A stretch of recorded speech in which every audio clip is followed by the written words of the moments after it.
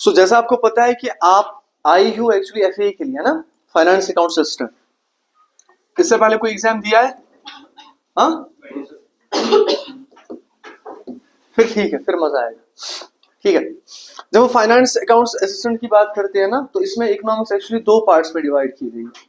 First is आपके GK में भी थोड़ी सी इकोनॉमिक्स डाली गई है, जिसे आप इंडियन इकोनॉमी कहते हो। यानी अगर आप डिफरेंट एग्जामिनेशन के लिए प्रिपरेशन करते हो ना, तो अगर आपको याद हो जो भी एसएसबी लेवल एग्जामिनेशन होते हैं ना, उनमें सिंपली लिखा होता है इंडियन इकोनॉमी, ये लिखा होता है ना इंडियन इकोनॉमी।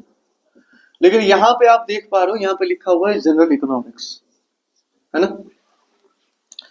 फर्क क्या है दोनों में? फर्क ये है गुबरम्यून, इंडियन इकोनॉमी की जब हम बात करते हैं ना, या इंडियन इकोनॉमी जब मैं बात करता हूं, तो इंडियन इकोनॉमी में हम प्रैक्टिकल पार्ट पढ़ते हैं इकोनॉमिक्स का। यहाँ पे क्या पढ़ना पड़ता है? Practical part. ठीक है, आपको चीजें देखनी है। यानी जैसे मैं अगर डेफिनेशन आपको इकोनॉमिक्स की बताऊं, तो इकोनॉमिक्स एज अ सब्जेक्ट क्या करता है, आप क्यों इकोनॉमिक्स पढ़ते हो एक्चुअली। ठीक है, तो हम कहते हैं सर इकोनॉमिक्स वो सब्जेक्ट है जो हमें हेल्प करता है एलोकेट करने में रिसोर्सेज को एफिशिएंटली। यानी जो भी रिसोर्सेज मेरे पास है, whatever the resources are, ठीक है, उन रिसोर्सेज को एक कंट्री या एक हाउस होल्ड, एक इंडिविजुअल कैसे बेस्ट एलोकेट कर सकता है, उसे हम कहते हैं economics. So economics as subject ये हमें पढ़ाता है। बट जब मैं इंडियन इकोनॉमी की बात करता हूं, ठीक है, तो इकोनॉमी में कहता हूं बेटा कि इकोनॉमी वो एरिया होता है जहां पे इकोनॉमिक एक्टिविटीज की जाती है। द डिफरेंस इज कि जब मैं इकोनॉमी की बात करूं तो इकोनॉमी में हमें प्रैक्टिकली चीजें करनी पड़ती है। जब मैं इकोनॉमिक्स की बात करता हूं तो इकोनॉमिक्स में आप थ्योरीज पढ़ोगे। ठीक है, जैसे मैं आपको बताऊं, जैसे यहाँ पे आपका पहला टॉपिक है ना, introduction to economics and basic principles. तो मैं जब हम स्टार्ट करेंगे कल अपना लेक्चर, या आज ही अगर हो पाया, तो मैं आपको बोलूंगा बेटा कि हमें पहले इसमें डेफिनेशन पढ़नी है, ताकि आपको पता हो कि इकोनॉमिक्स क्या होता है, इकोनॉमिक्स एज सब्जेक्ट क्या कर सकता है हमारे लिए, हम क्यों इकोनॉमिक्स एज अ सब्जेक्ट पढ़ते हैं, ये चीज आपको पता होनी चाहिए पहले। उसके बाद हम बेसिक कॉन्सेप्ट्स पढ़ेंगे। बेसिक कॉन्सेप्ट जैसे, जब मैं इकोनॉमिक्स की डेफिनेशन में आपको अभी बोला, इकोनॉमिक्स किसे कहा जाता है, ये वो सब्जेक्ट होता है जिस सब्जेक्ट क्या करता है, हमें हेल्प करता है अपने रिसोर्सेज को एफिशिएंटली एलोकेट करने में। यानी जो भी रिसोर्स है आपके पास, उसे आप बेस्ट यूज केस में कैसे ला सकते हो, उसे हम कहते हैं इकोनॉमिक्स। उसे क्या कहा जाता है? इकोनॉमिक्स। तो इकोनॉमिक्स के बेसिक कॉन्सेप्ट्स में आप क्या पढ़ोगे? कॉन्सेप्ट्स लाइक आप पढ़ोगे वहां पे डिमांड, आप पढ़ोगे सप्लाई, आप पढ़ोगे इकोनॉमिक एक्टिविटीज क्या होती है, आप पढ़ोगे कि मैं प्रोडक्शन कैसे करता हूं। यानी जब मैं आपको बोलूं कि बेटा इकोनॉमिक्स वो सब्जेक्ट है जो हमें सिखाता है कि एक इकोनॉमी में इकोनॉमिक एक्टिविटीज कैसे होती हैं। इकोनॉमिक एक्टिविटीज, देखो सिंपल वर्ड्स में समझ लो, किसी भी इकोनॉमी को चलाने के लिए पैसा जनरेट करना है ना, है ना। घर को चलाने के लिए पैसा जनरेट करना है, आपके घर को चलाने के लिए कंजम्पशन करते हैं ना सब लोग, पैसा चाहिए आपको। ठीक है, वो पैसा कहां से आता है? कोई ना कोई इकोनॉमिक एक्टिविटी आपको करनी है ना। इकोनॉमिक एक्टिविटीज में मेनली हमारा क्या आता है? प्रोडक्शन, कंजम्पशन,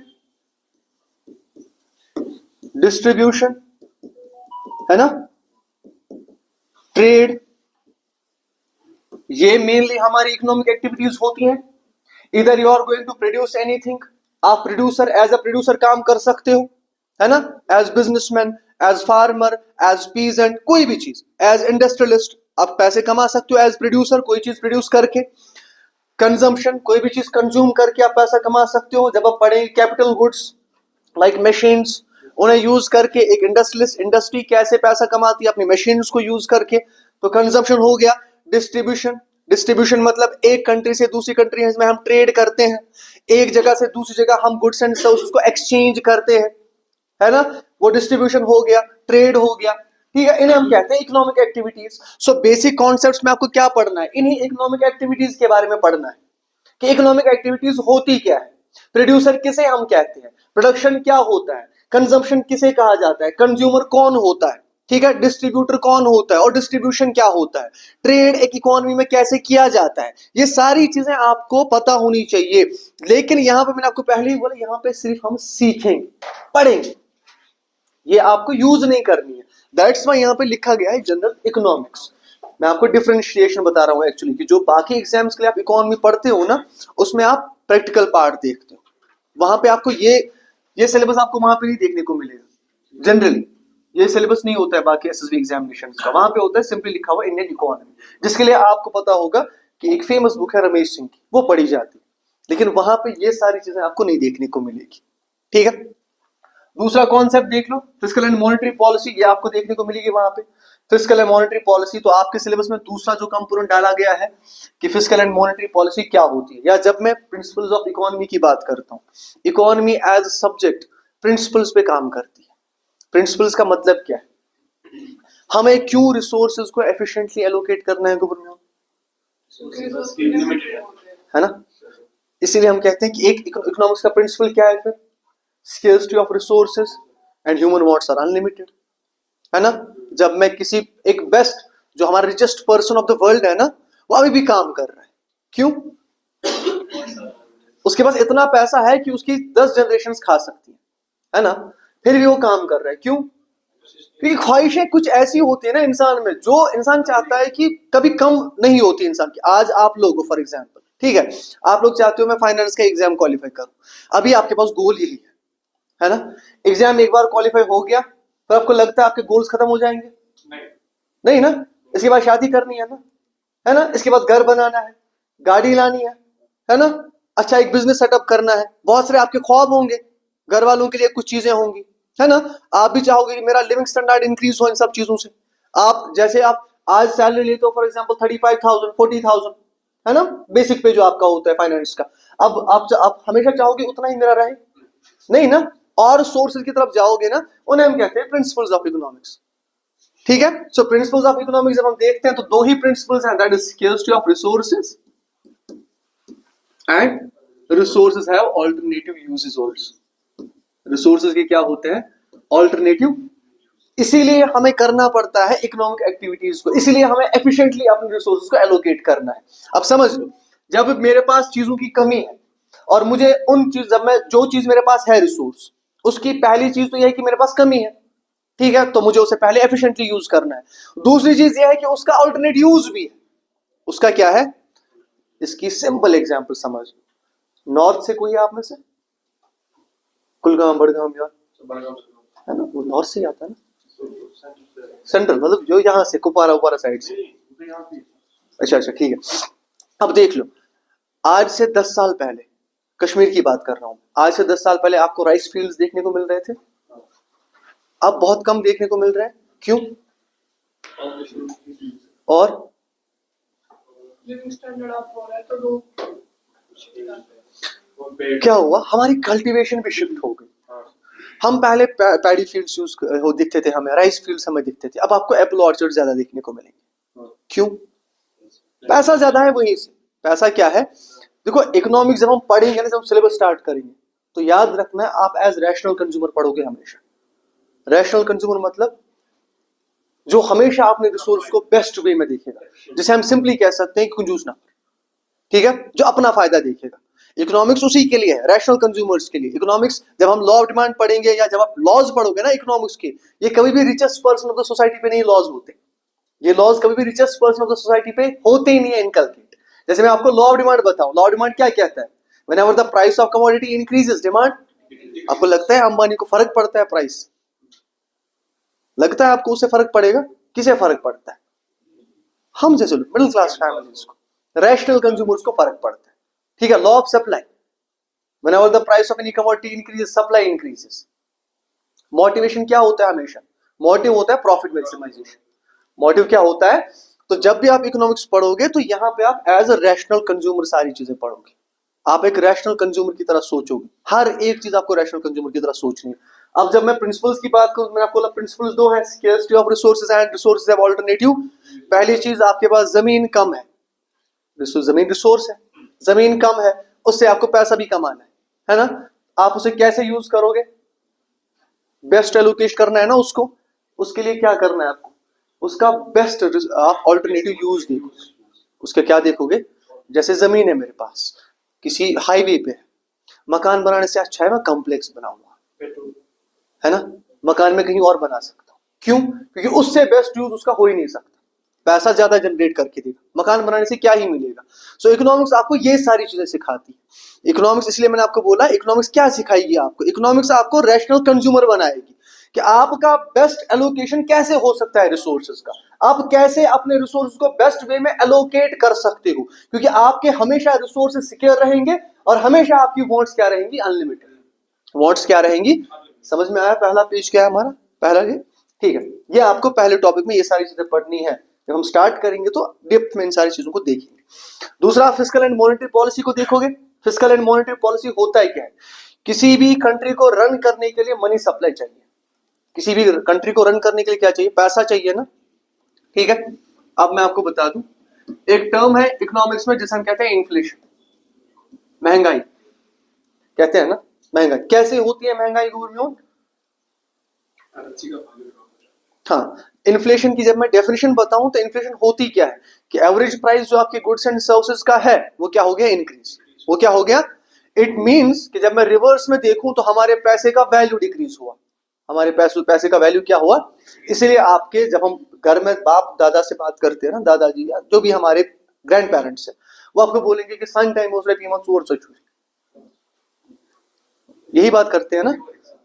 जैसे आप आज भी बोले ना किसी को, मतलब गैर, अब हम में से हमारी जनरेशन जब कपड़े लाती है, बाकी सारी चीजें, घर वालों को डरता है इंसान बोलने से कि मैं उन्हीं है ना, क्यों?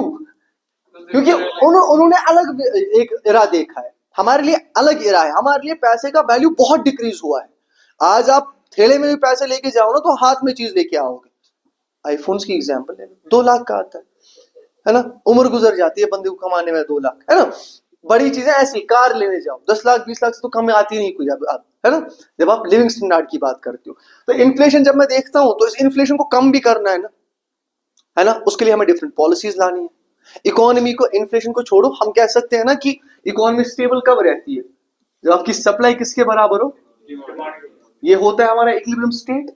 हमारी इकोनॉमी का इक्विलिब्रियम स्टेट यही होता है, जब गुड्स एंड सर्विसेज की सप्लाई बराबर हो, demand of the goods and services, हमारी इकोनॉमी स्मूथली चलेगी। सिंपल वर्ड्स में, जितना आपका घर का कंजम्पशन है उतना अगर पैसा आ रहा है तो आपकी फैमिली आज हैप्पीली रह सकती है ना।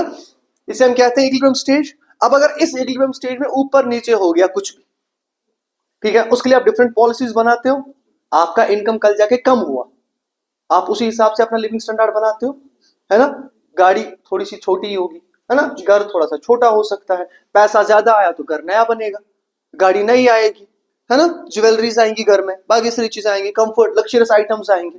वो तब होता है जब पैसा ज्यादा हो। इनकम कम हो जाए तो देखा है किसी को जो बहुत अमीर था पहले, फिर वो अचानक से गरीब हुआ, उसका लिविंग स्टैंडर्ड खुद ब खुद बेचारे का डिक्रीज हो गए, है ना। अचानक से कोई अमीर हुआ, जैसे तुम लोग कल जाके जॉब में लगोगे, सुबह सुबह के हो गई ना, ये इंक्रीज क्योंकि पैसा आ रहा है ना, कमाता ही इंसान अपने लिए है, अपनी लाइफ को बेस्ट करने के लिए। तो जब आप इंशाल्लाह करोगे कल जाके आके जॉब, तो डेफिनेटली वो पैसा कहीं ना कहीं कंज्यूम होने वाला है। जमीन खरीदो, चलो मकान नहीं बनाना है, जमीन खरीदनी है, कुछ और करना है, अपनी चीजों में खर्च करोगे। लेकिन जब कभी भी ऐसी सिचुएशन आए, ठीक है, कभी भी हमारी इकोनॉमी अप या डाउन चली जाए, हम डिफरेंट पॉलिसीज बनाते हैं। उन पॉलिसीज को कहा जाता है फिस्कल पॉलिसीज एंड, समझ में आया। अब मॉनेटरी पॉलिसी क्या होता है, मॉनेटरी पॉलिसी कौन बनाता है, गवर्नमेंट, या आपका आरबीआई बनाता है, ठीक है।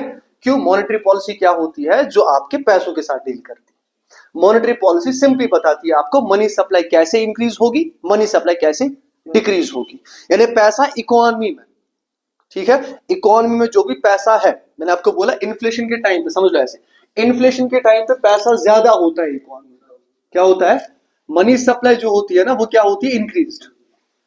लोगों के पास ज्यादा पैसा है इसीलिए इन्फ्लेशन होती है। समझ में आ रहा है, सिंपल वर्ड्स में, इन्फ्लेशन होती ही इस वजह से है कि लोगों के पास ज्यादा पैसा है। क्यों, पैसा ज्यादा होने से इन्फ्लेशन क्यों होगी, डिमांड ज्यादा होगी। डिमांड क्या होगी, क्योंकि मनी सप्लाई इंक्रीज होने से क्या होता है, डिमांड इंक्रीज होती है ना। जितनी ज्यादा किसी गुड की डिमांड बढ़ेगी, डेफिनेटली उसका प्राइस बढ़ेगा। समझ में आ रहा है ना, बेसिक कॉन्सेप्ट इकोनॉमिक्स। आप जब आप इकोनॉमिक्स पढ़ोगे ना अच्छे से, आई प्रॉमिस यू कि जब आप बाहर जाओगे ना, आपको हर जगह इकोनॉमिक्स दिखेगी, क्योंकि ये एक ऐसा सब्जेक्ट है जो सब्जेक्ट को आप डे टू डे लाइफ के साथ क्या कर सकते हो, अटैच कर सकते हो। समझना है बस, सिंपल कॉन्सेप्ट समझना है क्या चीज है। तो डिमांड इंक्रीज हो गई, डिमांड इंक्रीज से क्या होता है, प्राइस इंक्रीज होता है। वही मैंने आपको बोला, उसे हम कहते हैं इन्फ्लेशन। प्राइस इंक्रीज होने को इन्फ्लेशन कहते हैं। तो होता है किस वजह से, डिमांड के इंक्रीज होने की वजह से। उसके लिए हम कौन सी पॉलिसीज बनाते हैं, उन्हें हम कहते हैं मॉनेटरी पॉलिसीज।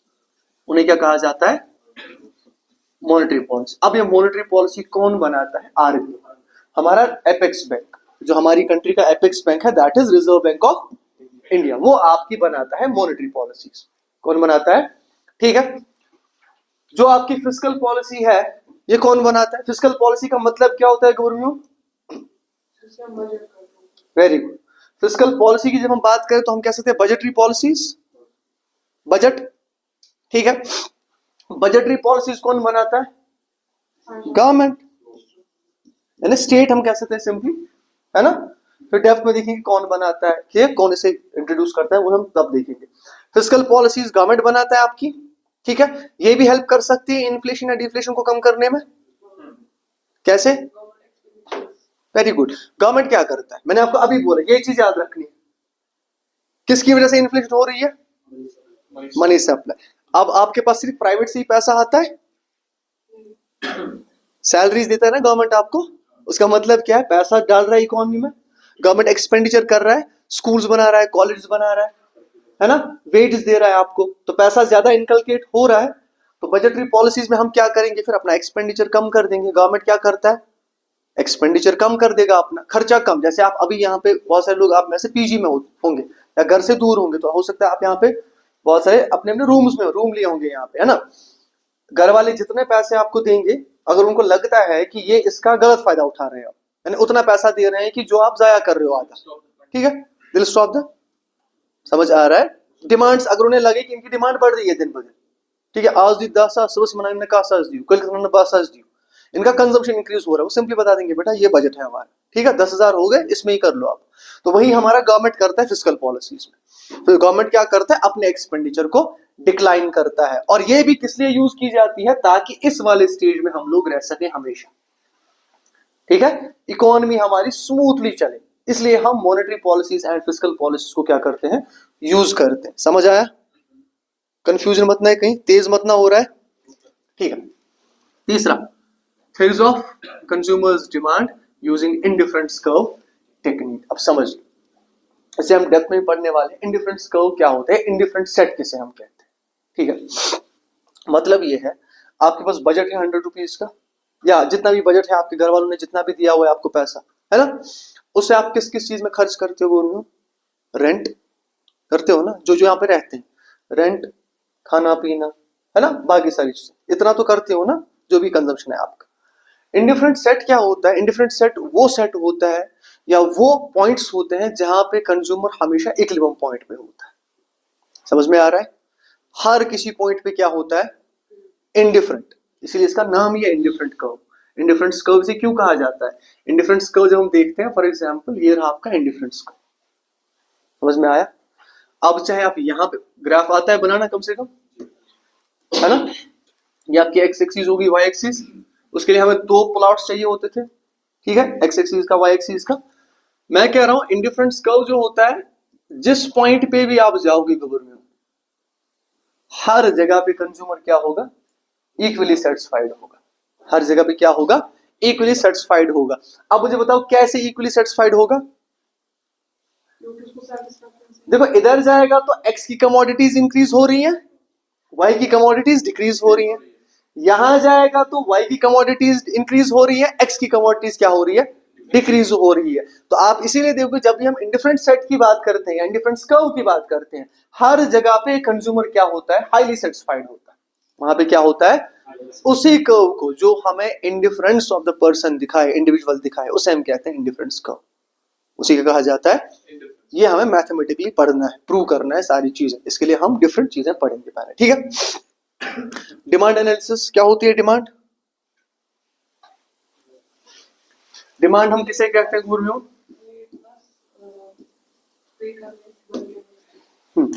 हम कह सकते हैं simply demand is a desire backed up by money. Simple हम कह सकते हैं डिमांड क्या होती है, विश, किसी पर्सन की wish backed up by money. दोनों चीजें इंपॉर्टेंट है, तब जाके डिमांड बनती है, याद रखना। डिमांड और डिजायर में एक स्लाइट डिफरेंस है। अभी सब लोगों को आप में से रोल्स रॉयस चाहिए, है ना? चाहिए ना, हर कोई चाहता है ना कि मेरे पास रोल्स रॉयस को छोड़ो कुछ और चीज, अच्छी गाड़ी हो मेरे पास, अच्छा घर हो, ठीक है, अपग्रेडेशन हो मेरी, चाहता है ना हर कोई, पैसा है उतना, वो डिमांड नहीं है। अब मुझे बताओ क्यों हम इसे डिमांड नहीं मानते? कॉमन सेंस, क्यों डिमांड नहीं मानते इसको? क्योंकि डिमांड से उसको मतलब एबिलिटी नहीं है, कैपेसिटी नहीं। हाँ, दूसरी चीज ये है, हम इसे डिमांड क्यों नहीं मानते? क्योंकि जो भी हमारे इंडस्ट्रियलिस्ट है ना, उनको प्रोडक्ट्स बनाने, हमें सप्लाई मीट करनी है ना डिमांड के साथ। हम हमेशा कहाँ पे जाना चाहते हैं? इक्विलिब्रियम पॉइंट पे। हमें क्या देखना है? सप्लाई उतनी बनानी है जितनी डिमांड हो मार्केट में। अब सोचो, हर कोई पर्सन चाहता है मेरे पास आईफोन। अगर आईफोन वाले इतने आईफोन बनाने लगे, बिकेंगे इतने? नहीं बिकेंगे ना। क्यों? क्योंकि उन्होंने किस हिसाब से बनाए? डिजायर के हिसाब से। वो दूसरी चीज क्या देखते हैं इसके साथ? ये कि आपकी औकात होनी चाहिए खरीदने के लिए, तब जाके कोई चीज खरीद सकते हो। इसीलिए हम कहते हैं डिमांड क्या होता है? Desire backed up by money. ये दोनों चीजें, आपकी विश होनी चाहिए ना, willingness of a consumer to buy that commodity, and also you should have the money to buy that commodity. दोनों चीजें, आपके पास पैसा भी होना चाहिए, आपके डिजायर, क्योंकि बहुत सारे लोगों के पास पैसा है, डिजायर नहीं है कोई चीज खरीदनी। जैसे इसने अभी बोला रोल्स रॉयस नहीं खरीदनी, हो सकता है इसे डिफेंडर खरीदनी हो, है ना? सो इसीलिए हम कहते हैं दोनों चीजें होनी चाहिए, एक तो विलिंगनेस भी, दूसरा पैसा। दोनों में से एक हो, फिर ये डिमांड नहीं बनने वाली, ठीक है? डिमांड सिर्फ दोनों चीजों का नाम है, डिजायर प्लस मनी। अब डिमांड एनालिसिस में आपको क्या पढ़ना है? Law of demand. क्या कहता है लॉ ऑफ डिमांड? अभी मैंने आपको बोला लॉ ऑफ डिमांड क्या कहता है? whenever the price of any commodity increases demand, whenever the price of any commodity decreases demand, other things remaining constant। ये बाद में बताऊंगा अदर थिंग्स होता है क्या, क्योंकि हमारी डिमांड के बहुत सारे डिटर्मिनेंट्स होते हैं। डिमांड सिर्फ प्राइस से अप डाउन नहीं होती, समझ में आ रहा है? अगर मैं आपको बोलूं फॉर एग्जांपल, कोई बीमार है, ठीक है, कोई बीमार है बेचारा, ठीक है, उसके लिए दवाइयों का प्राइस कितना भी इंक्रीज हो ना, वो खरीदने वाला है बेचारा, है ना? नेसेसिटी है ना, ठीक है? सो इट मीन्स कि नेसेसिटी भी, expectations of the consumer, price of the related goods, price of the substitute goods, वो सारी चीजें उन्हें हम कहते हैं डिटर्मिनेंट्स ऑफ डिमांड। उन्हें क्या कहा जाता है? उन डिटर्मिनेंट्स ऑफ डिमांड को मैं कहता हूं यहाँ पे अदर थिंग्स। उन्हें क्या कहा जाता है? सिंपली, ठीक है, ये हम अलग से पढ़ेंगे। अब मैंने आपको बोला प्राइस इंक्रीजेस डिमांड, किसके लिए? रैशनल कंज्यूमर के लिए, जो मैंने आपको पहले ही बोला। किसके लिए ये होता है? Rational consumer. जो आपका रैशनल कंज्यूमर है, उसके लिए जब प्राइस इंक्रीज होता है, वो डिमांड क्या कर देता है? डिक्रीज कर देता है। अब अपनी एग्जांपल ले लो, जो चीज आप घर में कंज्यूम करते हो, अगर उसका प्राइस इंक्रीज हुआ एज अ रैशनल कंज्यूमर, आप सोचो आप क्या करोगे? डिमांड कम हो जाएगी ना खुद ब खुद, जितना आप अब तक यूज कर रहे थे। फॉर एग्जाम्पल, आप में से कोई जॉब कर रहा है या आपके पास पैसा है, ठीक है, जो भी चीजें आप अभी यूटिलाइज कर रहे हो सकता है पिज्जा, मोमो, बर्गर, जो भी आप खाते हो, है ना, लेज, जो भी आप खाते हो। अब अगर आपको लगा कि उसका प्राइस क्या हो गया है? इंक्रीज, जो आपके बजट में फिट नहीं हो रहा है, जो आपके बजट में फिट नहीं, आप क्या करोगे? अगर आप आज तक लार्ज पिज्जा ऑर्डर कर रहे थे, आप मीडियम पे जाओगे, ठीक है? हो सकता है कंज्यूम करो भी, लेकिन फिर भी मीडियम पे जाओगे, मीडियम से स्मॉल पे आओगे, इतना हो सकता है। सो जैसे ही प्राइस इंक्रीज हो गया, डिमांड, जैसे ही प्राइस डिक्रीज होता है, डिमांड। इसकी सबसे बड़ी एग्जांपल सेल्स, सेल, है ना, कैशवा की सेल लगी हुई है ना, ऐसी डिफरेंट, और जो भी हमारे डिफरेंट, जैसे आपका इसको नाइकी की शूज हो गए, बाकी सारे आइटम, जब भी सेल लगती है, डिमांड देखिए कितनी इंक्रीज हो जाती है उनकी। क्यों? समझ आ रहा है? इसीलिए मैंने आपको बोला इकोनॉमिक्स आपको हर जगह देखने को मिलेगी, जब आप इसे समझोगे। प्राइस जैसे ही डिक्रीज होगा, डिमांड। अब इसके आपको पढ़ने हैं एजम्पशंस और एक्सेप्शंस। जब हम डीप में पढ़ेंगे तो हम पढ़ेंगे एजम्पशंस क्या है इसके, और एक्सेप्शंस क्या है। एक्सेप्शंस क्या क्या हो सकते हैं इसके, एक्सेप्शंस क्या क्या हो सकते हैं, मतलब, हाँ जी, अब समझ लो। देखो, कोई भी गुड है, जैकेट समझ लो, बाहर कोई जैकेट बेच रहा है, आज अभी हम बाहर जा रहे हैं, जैकेट बेच रहा है कोई बाहर, ठीक है, वो दे रहा है आपको ये 700 में, ठीक है, ये वही शोरूम से आपको मिल रहा है 2000, 3000। आप प्रेफर किसे करोगे? सेम है, क्वालिटी सेम है, बताओ किसकी प्रेफर करोगे? 7,000 की। अब मुझे बताओ, वही जो आपको मतलब 700 में मिल रहा है ना, वही आपको दे रहा है कोई 10 रुपीज का। बताओ एज रैशनल कंज्यूमर क्या करोगे? हो ही नहीं सकता, हो ही नहीं सकता। शक होगा ना। आप मुझे ये बताओ, आप चोर बाजार जाते हो दिल्ली, आईफोन मिलता है ना वहां पे, मिलते हैं ना आईफोन्स, क्यों नहीं खरीदते सारे लोग? यही मसला। इंफीरियर गुड्स हमेशा एक चीज है इकोनॉमिक्स में, कंज्यूमर ऑलवेज जज the quality of the product by the price of the product. जितना ज्यादा आपको प्राइस बोला जाए ना, आप लो या ना लो, आपके दिमाग में रहेगा कि अच्छा चीज होगी। समझ में आ रहा है? आप लो या ना लो, उससे कोई फर्क नहीं पड़ता। जब आपको बोला जाए कि ये शू फॉर एग्जाम्पल 30-40,000 का है, ठीक है, उसका कंफर्ट चाहे 500 रुपीज के शू जैसा ही हो, ठीक है, उसका टेक्सचर चाहे 500 रुपीज शू जैसा ही हो, फिर भी आपकी लालच हमेशा जाएगी वहां। फिर आपको वही 5,000 का शू, 50,000 का शू 30,000 में मिल रहा है तो आप लोग, लेकिन वही शू आपको संडे मार्केट में 20 रुपीज का मिले ना, आपने लेने वाले। उन्हें हम कहते हैं इंफीरियर गुड्स। उन्हें क्या कहा जाता है? जब हम टाइप्स ऑफ गुड्स पढ़ेंगे, given goods, inferior goods, standard goods, normal goods, ठीक है, हम वहां पे गुड्स पढ़ेंगे। तो कुछ ऐसे गुड्स होते हैं जिन पे लॉ ऑफ डिमांड क्या नहीं करता, अप्लाई नहीं होता। और किस पे लॉ ऑफ डिमांड अप्लाई नहीं होगा? हाँ, नेसेसिटीज तो हो ही गई। और जो आइटम्स ऑफ, हाँ जी, जो आइटम्स ऑफ शो ऑफ के लिए यूज करते हो, उनमें फिर लॉ ऑफ डिमांड यूज नहीं होता। आईफोन, उस पर लॉ ऑफ डिमांड अप्लाई नहीं होता। कितना भी प्राइस इंक्रीज हो जाए आप खरीदोगे। ज्वेलरी, कितना प्राइस इंक्रीज हो जाए आप खरीदोगे, ठीक है। कार, कितना भी प्राइस इंक्रीज हो जाए आप खरीदने वाले। उन्हें हम कहते हैं आर्टिकल्स ऑफ डिस्टिंक्शन। उन्हें क्या कहा जाता है इकोनॉमिक्स में? आर्टिकल्स ऑफ डिस्टिंक्शन, यानी जो आपको सोसाइटी से थोड़ा सा डिफरेंट दिखाए। होता है ना, शो ऑफ के लिए चीजें लाता है ना इंसान, यानी जैसे हमारी शादियों में आप देख लो, है ना, हमारे घर वालों में खुद पलोल रही, किस लिए लाते हैं उतने महंगे?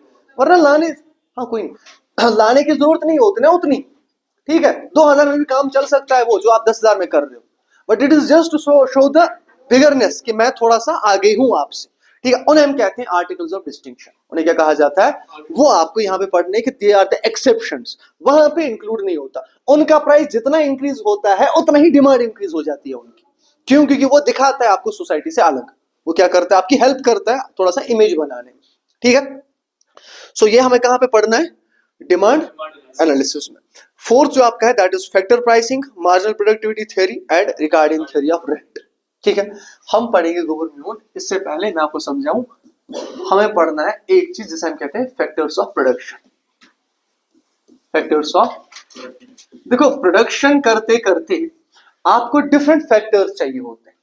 डिफरेंट फैक्टर्स का मतलब ये है वो सारी चीजें जो हेल्प करती हैं आपको प्रोडक्शन करने में, जो आपको क्या करती है? हेल्प प्रोडक्शन करने में।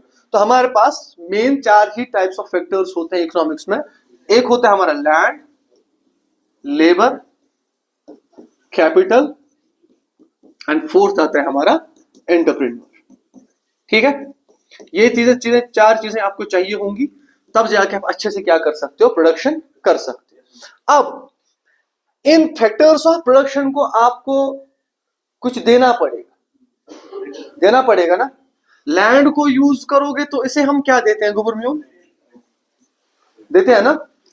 लेबर को मैं यूज करूं तो इसे वेट्स, ठीक है। कैपिटल को यूज करूं तो इंटरेस्ट, एंटरप्रेन्योर का दिमाग यूज करूं तो, ठीक है। इन 4 चीजों को हम कहते हैं फैक्टर पेमेंट्स। इन्हें क्या कहा जाता है? Factor payments. समझ में आया? जो पैसा फैक्टर्स ऑफ प्रोडक्शन को दिया जाए for their work, to render their work, उसे हम कहते हैं फैक्टर पेमेंट्स। उसी का कहा जाता है। यानी लेबर को जो वेट्स दी जाती हैं, लैंड पे जो आप रेंट पे करते हो, या लैंड से जो मैं रेंट कमाता हूं, प्रॉफिट, इंटरेस्ट, कैपिटल से जो मैं इंटरेस्ट कमाता हूं, और एंटरप्रेन्योर जो अपने लिए काम कर रहा है उसे प्रॉफिट चाहिए, उन 4 चीजों को हम एक साथ क्या कहते हैं? Factor payments. इन्हें क्या कहा जाता है? Factor payment. समझ में आया?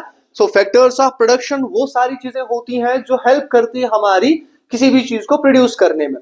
लैंड चाहिए आपको किसी भी इंडस्ट्री को सेटअप करने के लिए, हवा में तो बना नहीं सकते, नहीं बना सकते ना, हवा में आपको बनानी नहीं है, तो लैंड चाहिए उसके लिए।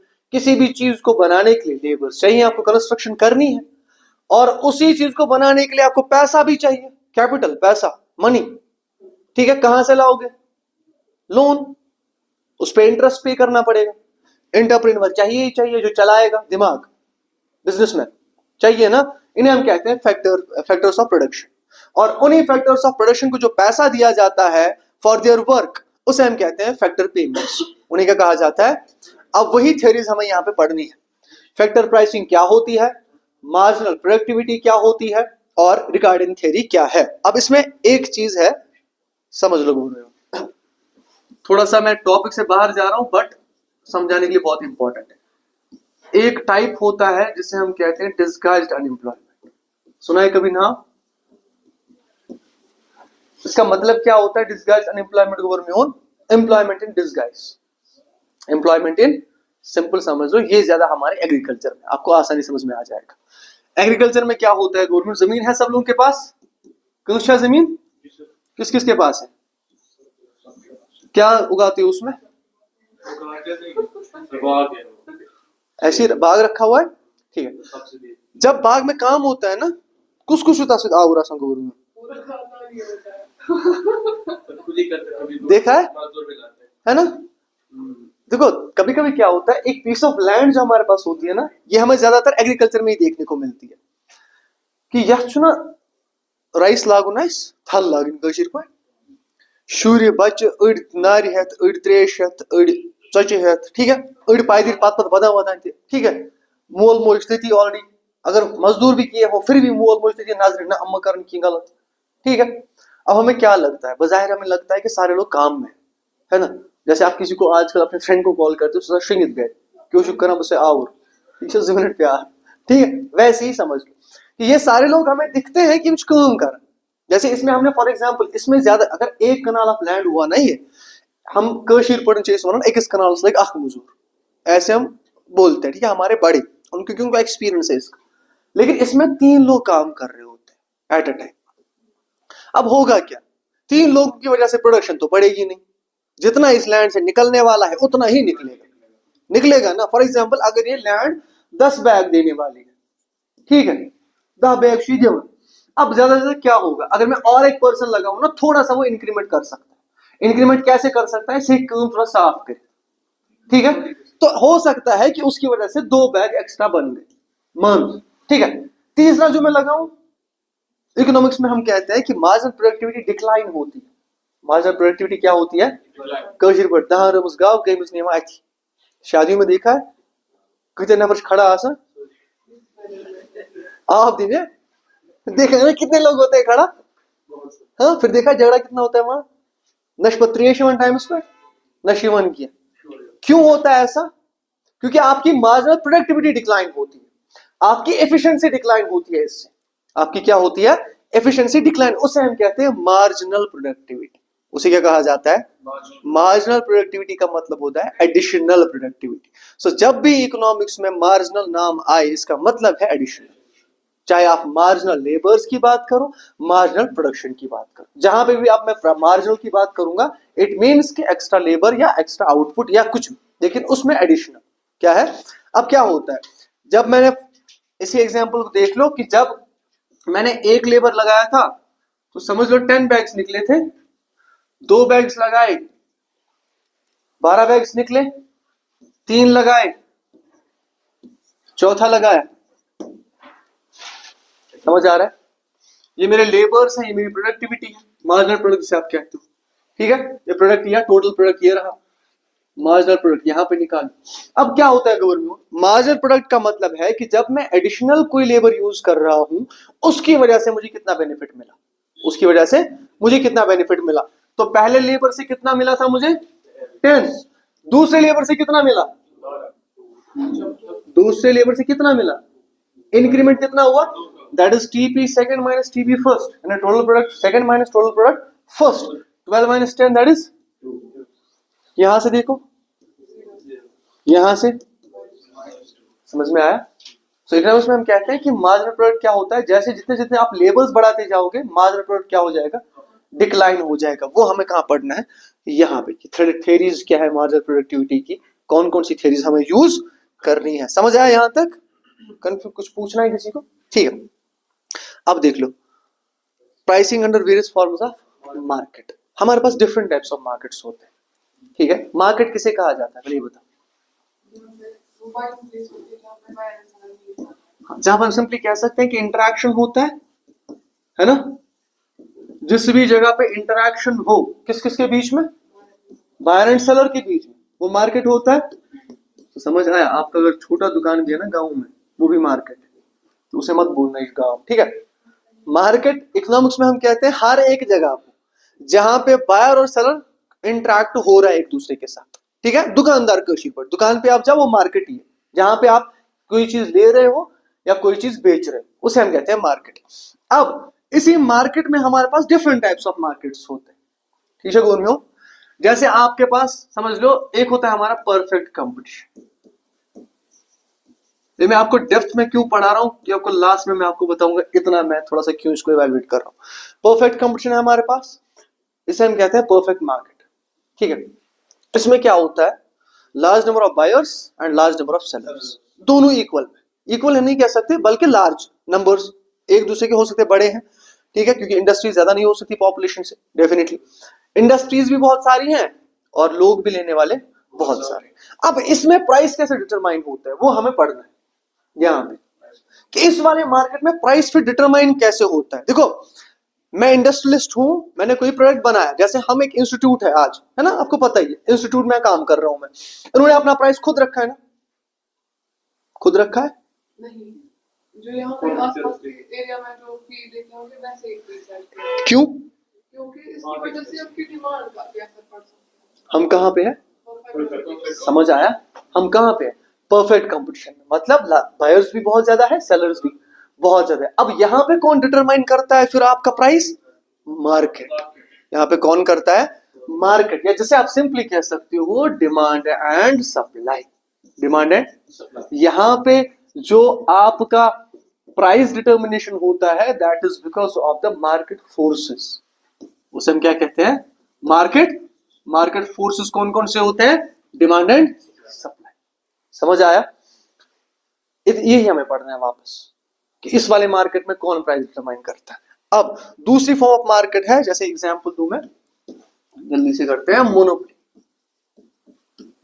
मतलब सिंगल सेलर, है ना, सिंगल सेलर। आप बताओ क्या होगा अगर तो महाराष्ट्र आपको दूध करण हुआ, समझ आया? एक दूध बेचने वाला है तो वही डिटरमाइन कर सकता है ना खुद ही। अब कोई कान दुर्श है ना, लाइन में बैठो, क्यों? क्योंकि सिंगल सेलर है ना। जैसे आप यहां से बाहर जाओगे आपको इतनी सारी शॉप्स दिखेंगी, आप कभी कभी किसी ऐसा शॉप भी होता है हमारे एरिया में जिसमें खरंज ठीक है, लेकिन कभी कभी फिर भी मुझे उसी के पास जाना पड़ता है, समझ आया, क्योंकि सिंगल सेलर है। लेकिन जब मार्केट बड़ी है, 2 4 5 लोग हैं, जैसे किराना आइटम्स है, जनरली हर किसी गांव में 3 4 लोग होते हैं, तो आप उनमें देखोगे कि तुम करना ज्यादा कि ये मैं दूध सच ये मैं ज्यादा कर, क्योंकि ये कम होते हैं बहुत। सो इस मार्केट में कौन फिर डिटरमाइन करता है, सेलर कौन करता है। इसीलिए हम कहते हैं परफेक्ट कंपटीशन में जब हम बात करते हैं, सेलर जो होता है दैट इज प्राइस टेकर। वो क्या होता है, प्राइस टेकर। यहाँ पे जो सेलर होता है इट इज प्राइस मेकर। यहाँ पे क्या होता है, प्राइस मेकर। सो इन्हीं सारी फॉर्म्स को हमें पढ़ना है कि प्राइस कैसे डिटरमाइन होता है, इनमें कौन कौन सी फॉर्म्स ऑफ मार्केट है, ठीक है, जैसे ओलिगोपॉली है, और ठीक है, या हम कह सकते हैं और भी डिफरेंट है, डुओपॉली है हमारे पास, ठीक है, डिफरेंट टाइप्स ऑफ मार्केट्स वो हम डेप्थ में सिलेबस में स्टार्ट करेंगे। ये सारी चीजें आपको पढ़नी है। उसके बाद जब हम देखते हैं और एक टॉपिक जो है आपका, दैट इज जो मैंने आपको अभी बोला, factors of production and laws of production. बोला था मैंने, ऊपर ही बोला मैंने, लॉज ऑफ प्रोडक्शन क्या कहता है, लॉ ऑफ प्रोडक्शन क्या होता है, फैक्टर्स ऑफ प्रोडक्शन समझ में आया, जो जो चीजें यूज होती हैं, ठीक है, लैंड, लेबर, कैपिटल, एंटरप्रेन्योर, ठीक है। उसी के साथ हमने लॉ ऑफ प्रोडक्शन भी पढ़ना है कि लॉ ऑफ प्रोडक्शन क्या कहता है, ठीक है, जैसे यूटिलिटी क्या होती है, हाँ जी, वेरिएबल्स क्या होता है, लॉ ऑफ वेरिएबल प्रोपोर्शन क्या होता है, वो सारे लॉज हमें यहाँ पे पढ़ने हैं। दैट्स व्हाई मैंने आपको बोला यहाँ पे सिर्फ आपको लॉज पढ़ने पड़ेंगे, यहाँ पे आप टेंशन मत लो, ये वो वाला कॉन्सेप्ट है ही। उसके बाद concept of economic growth and it's measurement. National income से आप क्या कहते हो, ग्रोथ क्या होती है, ठीक है, क्या होता है ग्रोथ, दोनों ग्रोथ एंड डेवलपमेंट में क्या फर्क है? वो लॉन्ग टर्म होती है। हाँ जी, कोई नहीं, आप बताओ फिर मैं बताऊंगा, मैं तो हूँ ही इसीलिए, आप बताओ जो भी। वो ओवरऑल में देखी जाती है हर किसी सेक्टर में। डेवलपमेंट हम किसी पर्टिकुलर सेक्टर में देख सकते हैं।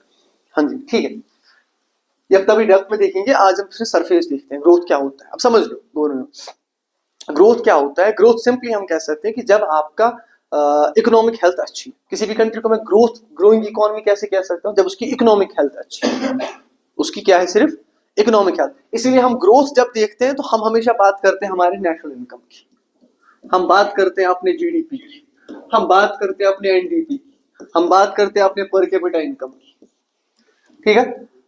बट अब बताओ डेवलपमेंट क्या होगा। डेवलपमेंट थोड़ा सा वास्ट है ग्रोथ में मैं सिर्फ देखता हूं कि गवर्नमेंट एक इकोनॉमी पैसा कमा रही है या नहीं, ग्रोथ में ये चीज देखता हूं। डेवलपमेंट में क्या देखता हूं मैं, एक तो पैसा कमा रही है, दूसरा उनका लिविंग स्टैंडर्ड भी इंक्रीज हो रहा है। क्या हो रहा है, अब अगर मैं आपको बोलूं, ठीक है, आपको उल्लू ना बनाए कोई, तो न्यूज़पेपर पढ़ते हो ना आप, तो हो सकता है वहां पे उल्लू बन भी जाओ। तो अगर आप पढ़ते हो ना कहीं पे कि हमारी इकोनॉमी ग्रो हो रही है, इट डजंट मीन कि हमारी इकोनॉमी में इनइक्वालिटी नहीं है, इट डजंट मीन कि हमारी इकोनॉमी में पॉवर्टी नहीं है, इट डजंट मीन कि हमारी इकोनॉमी का लिविंग स्टैंडर्ड बहुत अच्छा है। समझ में आ रहा है, it indicates economic health of a country, सिर्फ इकोनॉमिक हेल्थ कि ग्रो हो रहा है इंसान, उसकी लिविंग स्टैंडर्ड कैसा है उसका वो नहीं बताता ही। बट जब मैं डेवलपमेंट की बात करता हूं ना, तो डेवलपमेंट होती है ग्रोथ प्लस लिविंग स्टैंडर्ड। यहां पे दोनों चीजें देखी जाती है कि कंट्री पैसा भी कमा रही है और हर किसी के पास टॉयलेट भी है, हर किसी के पास पार्क भी है, हर किसी के पास पब्लिक ट्रांसपोर्ट भी है, हर किसी के पास रोड्स भी है, हर किसी के पास अच्छा मकान है। दैट्स व्हाई गवर्नमेंट आपको एवाई केसेस देती है, पीएमएवाई, मकान बनाने के लिए, ठीक है, स्वच्छ भारत मिशन, ठीक है, लेबोरेटरी सिस्टम्स आपको दिए गए। वो क्यों दिया जाता है, ताकि आपका लिविंग स्टैंडर्ड इंक्रीज हो। ग्रो होने का मतलब ये नहीं है कि आप लिविंग स्टैंडर्ड अपना इंक्रीज करो। लिविंग स्टैंडर्ड में क्या क्या आता है आपका, एजुकेशन, एक पर्सन शुड बी लिटरेट, ठीक है, a person should have the medical facilities as well, होनी चाहिए ना।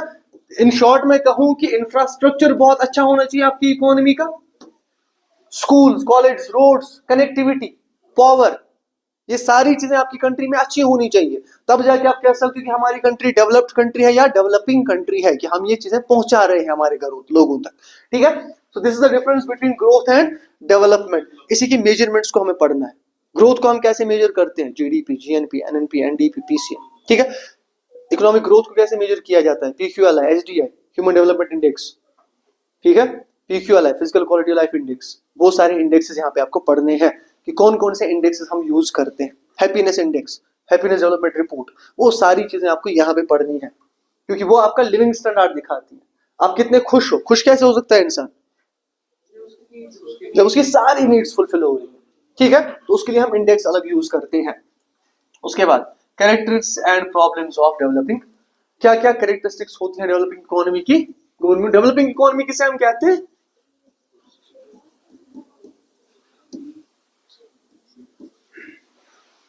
डेवलपिंग इकोनॉमी किसे कहा जा सकता है, डेवलप्ड किसे कहा जाता है, जो बेसिक है ना वो एडीआई का कॉन्सेप्ट। हाँ जी, अगर वो फुलफिल हो रहा है तो वो डेवलप्ड है।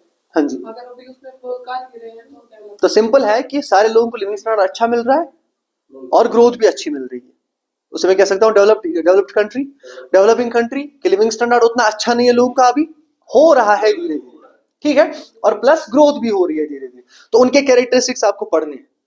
क्योंकि डेवलपिंग इकोनॉमी में आपको पॉवर्टी देखने को मिलेगी, है ना, पॉवर्टी देखने को मिलेगी आपको, ठीक है, स्टार्वनेस देखने को मिलेगी, लैक ऑफ इंफ्रास्ट्रक्चर देखने को मिलेगा, लैक ऑफ कम्युनिकेशन देखने को मिलेगा।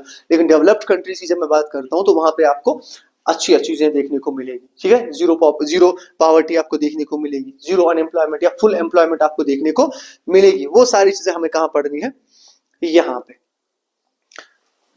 क्या होता है प्लानिंग एंड मार्केट इकोनॉमी, नाम सुना है कभी एडम स्मिथ का, हाँ, कौन था, हाँ, इंसान ही होगा बट कौन था, हाँ, इसे हम कहते हैं father of modern economics. Father of modern. इन्होंने क्या किया, इन्होंने अपनी एक बुक पब्लिश की थी, ठीक है, an inquiry to the nature, जिसे हम सिंपली कह सकते हैं वेल्थ ऑफ नेशंस, जिसे आप सिंपली क्या कहते हो, वेल्थ ऑफ नेशंस। अब इस बुक में इन्होंने क्या दिया, डिफरेंट कॉन्सेप्ट्स दिए regarding the different economies, regarding the different, उन्हें हम कहते हैं एक्चुअली इकोनॉमिक सिस्टम्स। जब हम इकोनॉमी पढ़ते हैं तो वहां पे आपको पढ़ना पड़ेगा इकोनॉमिक सिस्टम्स, यानी कोई भी इकोनॉमी कैसे चलती है, उसे रन कौन कर रहा है एज पर द ओनरशिप, उसके रिसोर्सेज को कौन ओन करता है, ठीक है, उन्हें हम कहते हैं इकोनॉमिक सिस्टम्स। अब इकोनॉमिक सिस्टम में हमें मेनली 3 टाइप्स ऑफ सिस्टम्स आपको देखने को मिलते हैं। कौन कौन से गुरमीन? Socialism, capitalism and mixed. Communism इसका ही एक्सट्रीम पार्ट, सोशलिज्म का, वो हम पढ़ेंगे बाद में, ठीक है। मेनली फिलहाल 3 ही है हमारे पास, सोशलिज्म, कैपिटलिज्म एंड मिक्स्ड। अब मुझे बताओ सोशलिज्म क्या होता है गुरम्योन? सिंपल वर्ड्स में याद रखना है गुरम्योन, सोशलिज्म सर वो पाया इकोनॉमिक सिस्टम होता है जिसमें रिसोर्सेज को ओन करता है स्टेट और पब्लिक। यानी जो भी रिसोर्सेज है, land, water, air, infrastructure, human resource, capital, जो भी है, उन्हें ओन करता है गवर्नमेंट। उन्हें कौन ओन करता है? उन्हें चलाता है गवर्नमेंट, उन्हें चलाता है गवर्नमेंट। इसलिए आपको देखने को मिलेगा सोशलिज्म का जो मोटिव होता है वो क्या होता है? Social welfare. इनका मोटिव क्या होता है गुरमीन? देखा है कभी फ्री राशन, उजाला स्कीम, अभी मैंने आपको बोला PMAY, है ना, ये सारी चीजें क्यों दी जाती हैं आपको? सोशल वेलफेयर, क्योंकि लोगों का ख्याल रखना है। गवर्नमेंट का काम क्या होता है? ख्याल रखना गवर्नमेंट का। That is why socialism fail हुआ। ये मैं बताऊंगा आपको क्यों सोशलिज्म फेल हुआ, हमने क्यों, इंडिया क्यों मिक्स्ड इकोनॉमी में है, या मेजर जो कंट्रीज हमारी हैं वो क्यों मिक्स्ड इकोनॉमी मॉडल यूज कर रही है, ठीक है। बिकॉज अगर आपको याद हो 2008 की क्राइसिस हमने देखी, इकोनॉमिक क्राइसिस, ठीक है, उसके बाद हमें क्या देखने को मिला? ये भी फेल हुआ, ये भी फेल हुआ, ठीक है। एक ही मॉडल बचा, उसे हम कहते हैं मिक्स्ड इकोनॉमी, और ये बेस्ट मॉडल माना जाता है अभी का। क्यों? क्योंकि कैपिटलिज्म में कौन रिसोर्सेज को ओन करता है? प्राइवेट पर्सन, है ना, प्राइवेट पर्सन ओन करेगा रिसोर्सेज को। जब मैं करूं रिसोर्सेज को ओन, मेरे पास सारे रिसोर्सेज हैं, मेरा मोटिव क्या होगा? प्रॉफिट। मेरा मोटिव क्या होगा? यहां पे सिर्फ मोटिव होता है प्रॉफिट मैक्सिमाइजेशन। यहां पे क्या होता है? यहां पे क्या होता है? Social welfare. यहां पे क्या होता है? Profit maximisation. दोनों को मिक्स करो, मिक्स्ड इकोनॉमी। समझ आया? गवर्नमेंट भी है, प्राइवेट पर्सन भी, जैसे हमारी इकोनॉमी में प्राइवेट स्कूल भी आपको देखने को मिलेगा, उसी के साइड में आपको गवर्नमेंट स्कूल देखने को मिलेगा, है ना। प्राइवेट कॉलेज है, गवर्नमेंट कॉलेज साथ में ही है, प्राइवेट हॉस्पिटल है, गवर्नमेंट हॉस्पिटल साथ में ही है। समझ में आया? उस मॉडल को हम कहते हैं मिक्स्ड इकोनॉमी मॉडल, उसे कहा जाता है मिक्स्ड इकोनॉमी मॉडल। अब हम ये बेस्ट क्यों मानते हैं? क्योंकि यहाँ पे दोनों चीजें हो रही है, ये दोनों चीजें बेकार नहीं है। समझना इस चीज को, ये हमने छोड़ी है बट ये बेकार नहीं है। इसके अपने प्रोज एंड कॉन्स हैं, इसके अपने प्रोज एंड कॉन्स हैं, ठीक है। सो हमने लगा कि दोनों के प्रोज को अगर देखा जाए तो वो बेस्ट हो सकता है किसी भी इकोनॉमी के लिए। इसके प्रोज क्या हो सकते हैं? सोशलिज्म के प्रोज क्या होंगे? क्या फायदा हो सकता है अगर मैं आज, समझ लो आप इंडिया बोल रहा है कि हम एज सोशलिस्ट इकोनॉमी काम करेंगे, क्या होगा इससे? अभी मैंने आपको बोला सोशल वेलफेयर, क्या होगा? होगा ना सोशल वेलफेयर बोल रहे हो, ठीक है। दूसरे साइड से मैंने आपको बोला कैपिटलिज्म है, कैपिटलिज्म क्या करेगा? Profit maximisation. ये क्या करेगा? आप मुझे बताओ, यहां से क्या मिलेगा मुझे सोशल वेलफेयर करके? क्या कर सकता हूं मैं? लोगों का लिविंग स्टैंडर्ड इंक्रीज कर सकता हूं, कर सकता हूं ना। जो पैसा आप राशन लेने में खर्च कर रहे हो वो पैसा गवर्नमेंट आपसे ले ही नहीं रहा, वो पैसा आप किसी और जगह पे यूज कर सकते हो, कर सकते हो ना।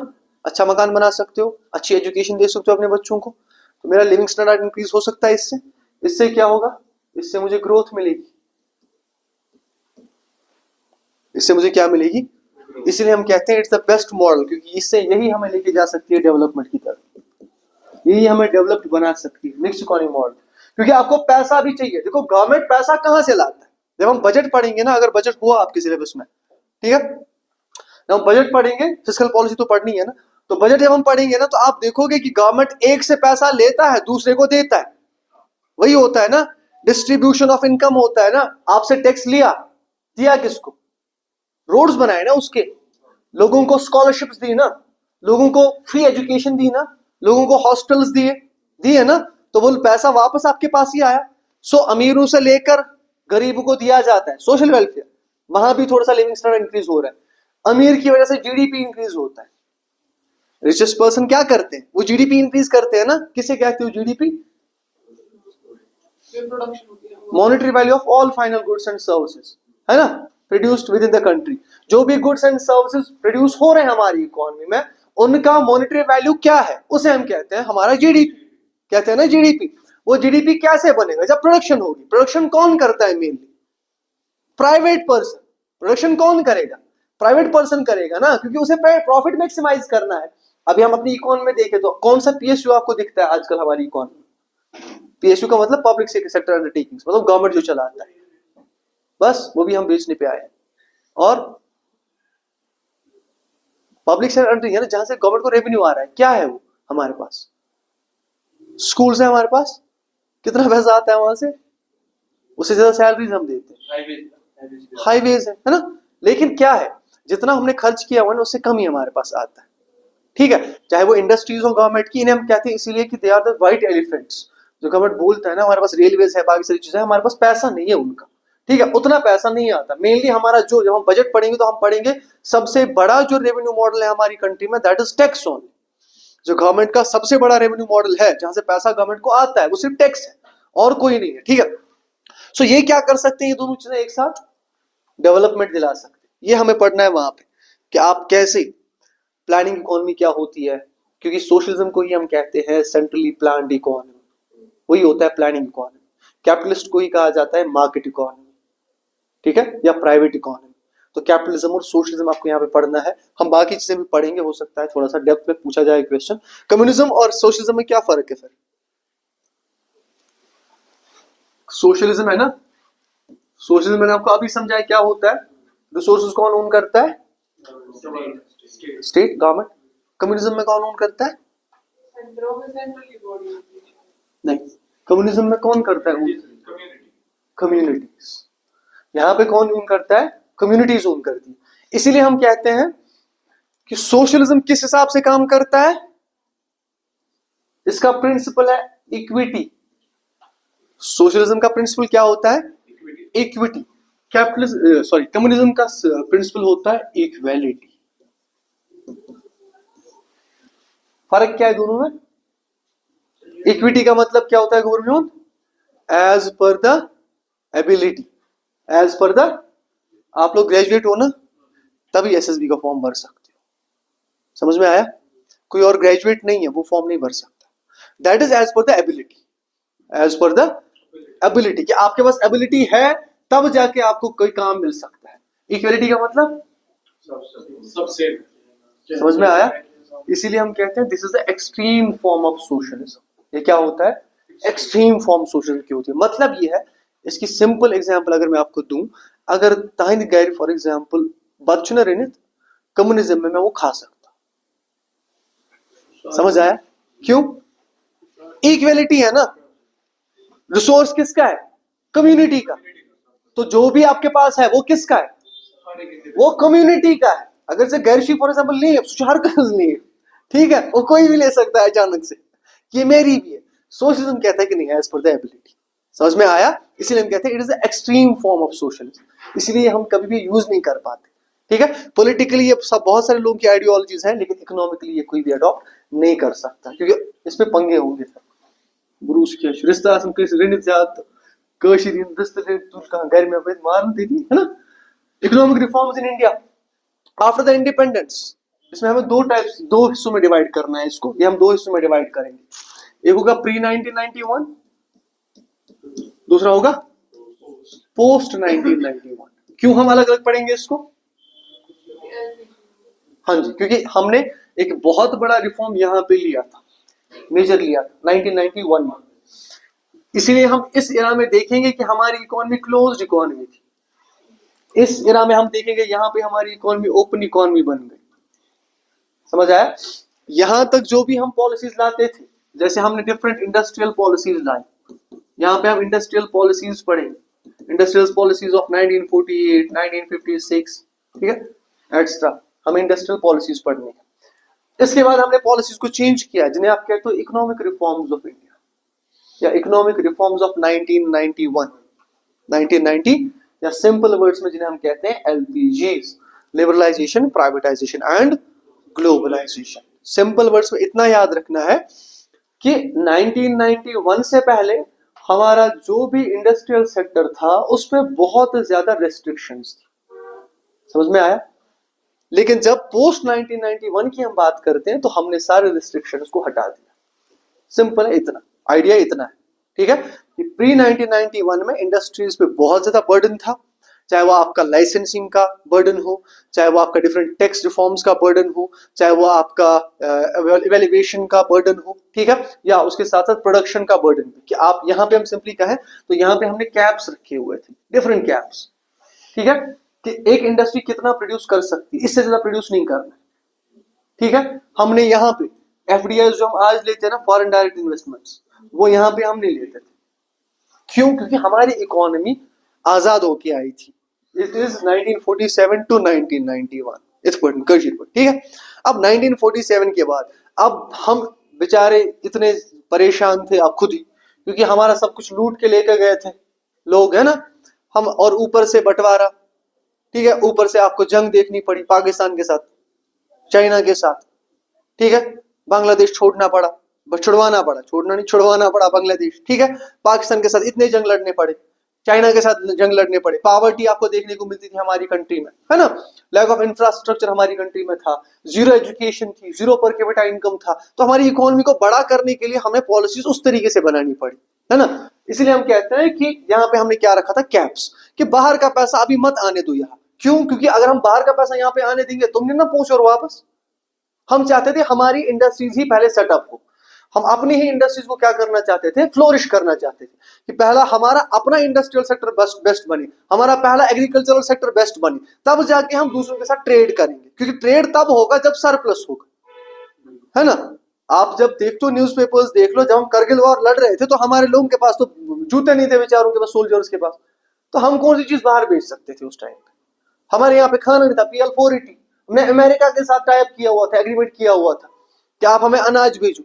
दैट्स वाई कि उन्होंने फिर जब प्रॉब्लम की हमें, तो हमें ग्रीन रेवोल्यूशन लाना पड़ा, हमें अपने एग्रीकल्चरल सेक्टर को बेस्ट करना पड़ा। सो वो हमें यहाँ पे देखने को पड़ेगा कि 1947 से हम डिफरेंट प्रॉब्लम्स फेस कर रहे थे, डिफिकल्टीज फेस कर रहे थे, उसी हिसाब से हमने पॉलिसीज बनाई। 1991 तक जब हम पहुंचे तो हमने फिर डिफरेंट पॉलिसीज को अडॉप्ट करा कि अब हम थोड़ा सा आगे बढ़ सकते हैं। वो आपको यहाँ पे पढ़ना है, इकोनॉमिक रिफॉर्म्स हमने कौन कौन से इकोनॉमी में लाए, और ये अब आपको सिर्फ 1991 तक नहीं है, आप अब टिल 2026 तक पढ़ोगे विद द करंट, क्या क्या चीजें हमने इसमें लाई हुई है, ठीक है।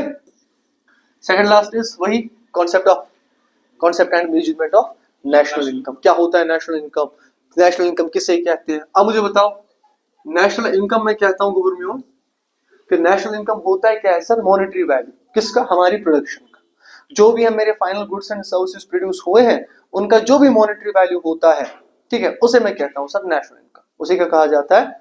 बट जब मैं फर्क करता हूँ नेशनल इनकम और gross income, sorry domestic income, sir GDP कहते हैं, फर्क क्या है दोनों में?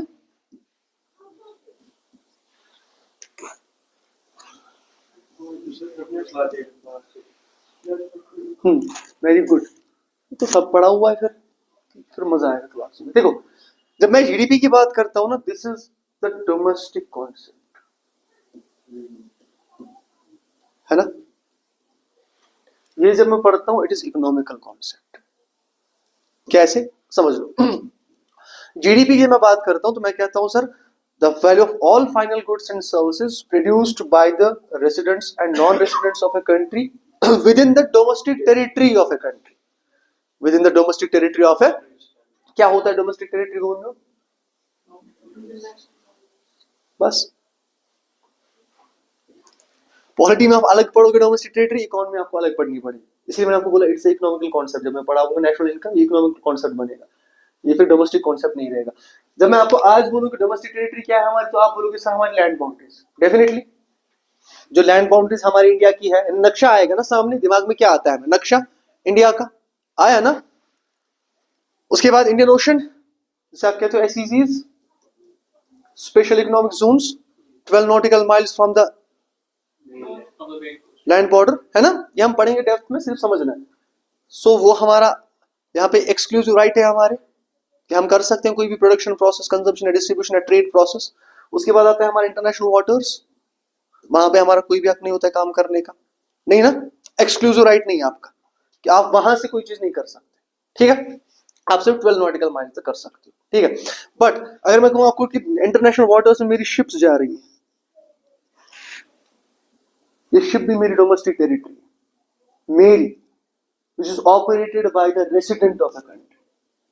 ऑपरेट कौन कर रहा है समझिए, एक तो मेरी लैंड बाउंड्रीज हो गई, लैंड बाउंड्रीज, वाटर बाउंड्री, ठीक है। उसके बाद इंटरनेशनल वाटर्स में अगर मेरी कोई शिप चल रही है ना, that's also my domestic territory. क्यों? क्योंकि उसे चला कौन रहा है, रेसिडेंट। उसे कौन चला रहा है, हमारी कंट्री का रेसिडेंट। अब वो रेसिडेंट पैसा कहां लेके जाएगा, कंट्री में ही लेके जाएगा ना, समझ में आ रहा है, घर ही लेके जाएगा लेकिन कंट्री में लेके जाएगा ना। उसके बाद मेरी और कंट्रीज में एम्बेसीज हैं, वो भी मेरी डोमेस्टिक टेरिटरी, समझ में आया। सो ये कॉन्सेप्ट्स हम पढ़ने वाले हैं जब हम डोमेस्टिक टेरिटरी पढ़ेंगे कि डोमेस्टिक टेरिटरी में क्या क्या इंक्लूड होता है मेरा। सिर्फ हमारी लैंड बाउंड्रीज या वाटर बाउंड्रीज नहीं, एयर भी आता है उसमें।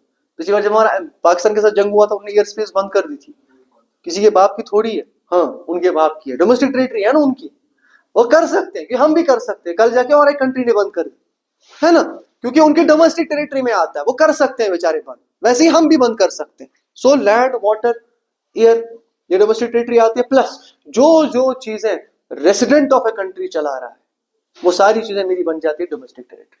उन्हें मैं क्या कहता हूं, डोमेस्टिक टेरिटरी। अब रेसिडेंट कौन होता है फिर, बस बस बस पॉलिटी वही रखो गुरु, ये वो रेसिडेंट नहीं है, ठीक है। रेसिडेंट कौन होता है इकोनॉमिक्स में, रेसिडेंट किसे हम कहते हैं समझ लो। रेसिडेंट होता है इकोनॉमिक्स में वो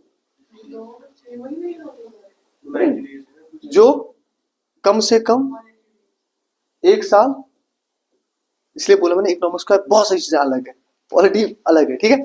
जो कम से कम कितना गुजारे यहाँ पे, 1 साल यहाँ पे गुजारना चाहिए, और वो यहाँ पे कोई ना कोई इकोनॉमिक एक्टिविटी करना चाहिए।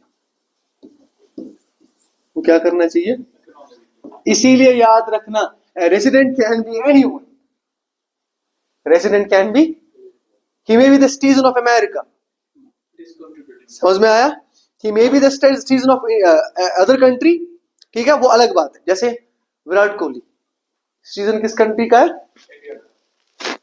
ना, हमारी कंट्री का। अब सिटीजनशिप कहाँ के लिए है, किसी और कंट्री के लिए है ना, रेसिडेंट है हमारा, हाँ है। क्यों, अगर वो 1 साल या 1 साल से ज्यादा हमारी कंट्री में रहता है, प्लस उसका 1/8 जो चलता है वो इंडिया में चलता है, बिजनेस उसका कहाँ चल रहा है, हमारी कंट्री, तो वो हमारा रेसिडेंट बन गया, समझ में आया। अब कोई भी हो, चाहे वो बाहर का कोई पर्सन है, चाहे वो यहाँ का कोई पर्सन है, रेसिडेंट्स का कोई भी, रेसिडेंट सिटीजनशिप का इसके साथ कुछ भी लेना देना नहीं है, समझ में आ रहा है। रेसिडेंट वो पर्सन हो सकता है, 2 ही प्रीरिक्विजिट्स होने चाहिए। पहला कि वो 1 साल या 1 साल से ज्यादा हमारी कंट्री में रह रहा है, दूसरा वो इकोनॉमिक एक्टिविटी कर रहा है हमारी कंट्री में, समझ में आया, उसे हम कहते हैं रेसिडेंट, उसी का कहा जाता है रेसिडेंट ऑफ ए कंट्री। अब रेसिडेंट, जब मैंने आपको बोलूं रेसिडेंट सर ये है, फिर कौन कौन नॉन रेसिडेंट होगा, रेसिडेंट से बाहर कौन जाएगा, क्योंकि बहुत सारे लोग यहाँ पे इकोनॉमिक एक्टिविटी करने नहीं आते, रहते यहाँ पे हैं बहुत सारे लोग। कौन से बच्चे हैं ऐसे जो यहाँ पे आते हैं, बैठते हैं, 1 साल से ज्यादा भी रहते हैं, लेकिन इकोनॉमिक एक्टिविटी नहीं करते, वेरी गुड, एजुकेशन के लिए, ठीक है, मेडिकल फैसिलिटीज के लिए आते हैं ना लोग, वो यहाँ पे प्रोडक्शन, कंजप्शन, डिस्ट्रीब्यूशन नहीं करते, वो यहाँ पे कोई भी इकोनॉमिक एक्टिविटी नहीं करते, बट आते हैं यहाँ पे, टूरिस्ट आया कोई, समझ में आया, तो वो हमारे, उन्हें हम कहते हैं नॉन रेसिडेंट्स। उन्हें क्या कहा जाता है, ये हम डेप्थ में पढ़ने वाले हैं, रेसिडेंट कौन होता है, किसका पैसा कहाँ जाएगा। क्यों, क्योंकि जब मैं नेशनल इनकम पढ़ाऊंगा तो याद रखना, इसीलिए याद रखना, नेशनल इनकम जो है इट्स ए नेशन कॉन्सेप्ट। ये क्या है, नेशन कॉन्सेप्ट। जब मैं डोमेस्टिक इनकम की बात करता हूं, मैंने आपको अभी बोला ये किसका कॉन्सेप्ट है, जियोग्राफिकल कॉन्सेप्ट। ये क्या है, जियोग्राफिकल कॉन्सेप्ट। अब आपकी जियोग्राफी में कोई भी आ सकता है, it may be resident, it may be a non resident. अब समझ में आया। लेकिन नेशन की जब मैं बात करता हूं, ओनली रेसिडेंट्स, ओनली। ये बहुत बड़ी डिफरेंस है। पिछली बार यूपीएससी में क्वेश्चन पूछा गया था कि नेशनल इनकम में किसका पैसा इंक्लूड किया जाता है और डोमेस्टिक इनकम में किसका पैसा इंक्लूड किया जाता है। याद रखना है, नेशनल इनकम में सिर्फ रेसिडेंट्स का पैसा इंक्लूड होता है और डोमेस्टिक इनकम में residents as well as non residents. क्योंकि मैंने आपको अभी समझाया कि it's a geographical concept and it is the economical concept, plus हम कह सकते हैं it's a nation concept, Indian. समझ में आया, इट्स अ नेशन कॉन्सेप्ट। तो सिर्फ उन्हीं का पैसा आएगा हमारी कंट्री में। अब नेशनल इनकम में आप एक चीज ऐड करते हो, क्या करते हो ऐड, यानी डोमेस्टिक इनकम जब हम निकालते हैं उसमें एक चीज ऐड किया जाता है, दैट इज एनएफआईज। करते हैं ना, net factor incomes from abroad. अब समझ लो, ये कंट्री है इंडिया, ये कंट्री है कोई और, सऊदी या कोई और गल्फ कंट्री, कोई भी। यहां से लोग जाते हैं काम करने के लिए वहां, वहां से लोग आते हैं काम करने के लिए यहाँ, हाँ, इन्हें दिया जाता है आपका वही फैक्टर पेमेंट्स, वेज दी जाती है ना। आपका कोई भी पर्सन सऊदी में काम कर रहा है, समझ लो ये इंडिया है, ये समझ लो ये सऊदी अरबिया, ठीक है। यहाँ का कोई भी पर्सन वहां काम कर रहा है, उसे क्या मिलेंगी, वहां पे सैलरी मिलेगी ना। यहाँ पे सैलरी मिली इसको, गवर्नमेंट सैलरी कहाँ भेजेगा वो, भेजी तो घर ही है ना, गया है बेचारा कमाने के लिए, तो सैलरी कहाँ आएगी, इंडिया। सऊदी अरेबिया का कोई पर्सन यहाँ पे काम कर रहा है, वो भी सैलरी लेगा यहाँ से, मुफ्त में तो काम नहीं करेगा, यहाँ से वापस पैसे भेजेगा, भेजेगा ना, उसकी सैलरी भी वापस जाएगी। इसे मैंने आपको अभी बोला था, वेट्स को हम क्या कहते हैं, फैक्टर पेमेंट। अभी बोला था मैंने, इसे क्या कहा जाता है, फैक्टर पेमेंट कहा जाता है ना इसे। वही NFIs, net factor incomes from abroad. Factor actually होता है factor incomes from abroad, factor incomes from abroad, FIs actually होता है। अब एनएफआईएस क्यों किया जाता है, क्योंकि मुझे क्या ऐड करना है, मुझे किस में ये पैसा ऐड करना है, नेशनल में। मुझे किस में ऐड करना है, नेशनल में। तो नेशनल में आपका भी बोला, ये कौन सा कॉन्सेप्ट है, नेशन कॉन्सेप्ट। ये कौन सा कॉन्सेप्ट है, तो फिर पैसा किसका इंक्लूड होगा उसमें, समझ आया। सो जो हमारे नेशन के नहीं है उनका पैसा ऐड नहीं होगा, समझ में आया। इट मीन्स कि अगर जितने भी लोग यहां से हमारे वहां काम कर रहे हैं, समझ लो कि वो 10 रुपीज ले रहे हैं हमसे सैलरी, ठीक है, और बाहर का कोई पर्सन यहाँ पे काम कर रहा है, वो ले रहा है मुझसे 8 रुपीज सैलरी। यहाँ पे ऐड क्या किया जाएगा फिर, एनएफआईज में ऐड क्या किया जाएगा, नेट। नेट का मतलब सब्ट्रैक्शन ऑफ बोथ, समझ में आया। तो यहाँ पे ऐड क्या किया जाएगा, समझ आ रहा है। ये हम कॉन्सेप्ट डेप्थ में पढ़ेंगे वहां पे, सिर्फ यहाँ पे चीजें समझनी। The last thing is RBI. अभी मैंने आपको बोला इन्फ्लेशन के टाइम पे कि हमारा मॉनेटरी, जो भी मॉनेटरी ट्रांजेक्शन्स हो, मनी सप्लाई हो, वो कौन देखता है हमारी कंट्री में, आरबीआई। कौन देखता है, आरबीआई देखता है ना। आरबीआई का रोल क्या होता है फिर, क्या कह सकते हो आरबीआई का रोल क्या होता है।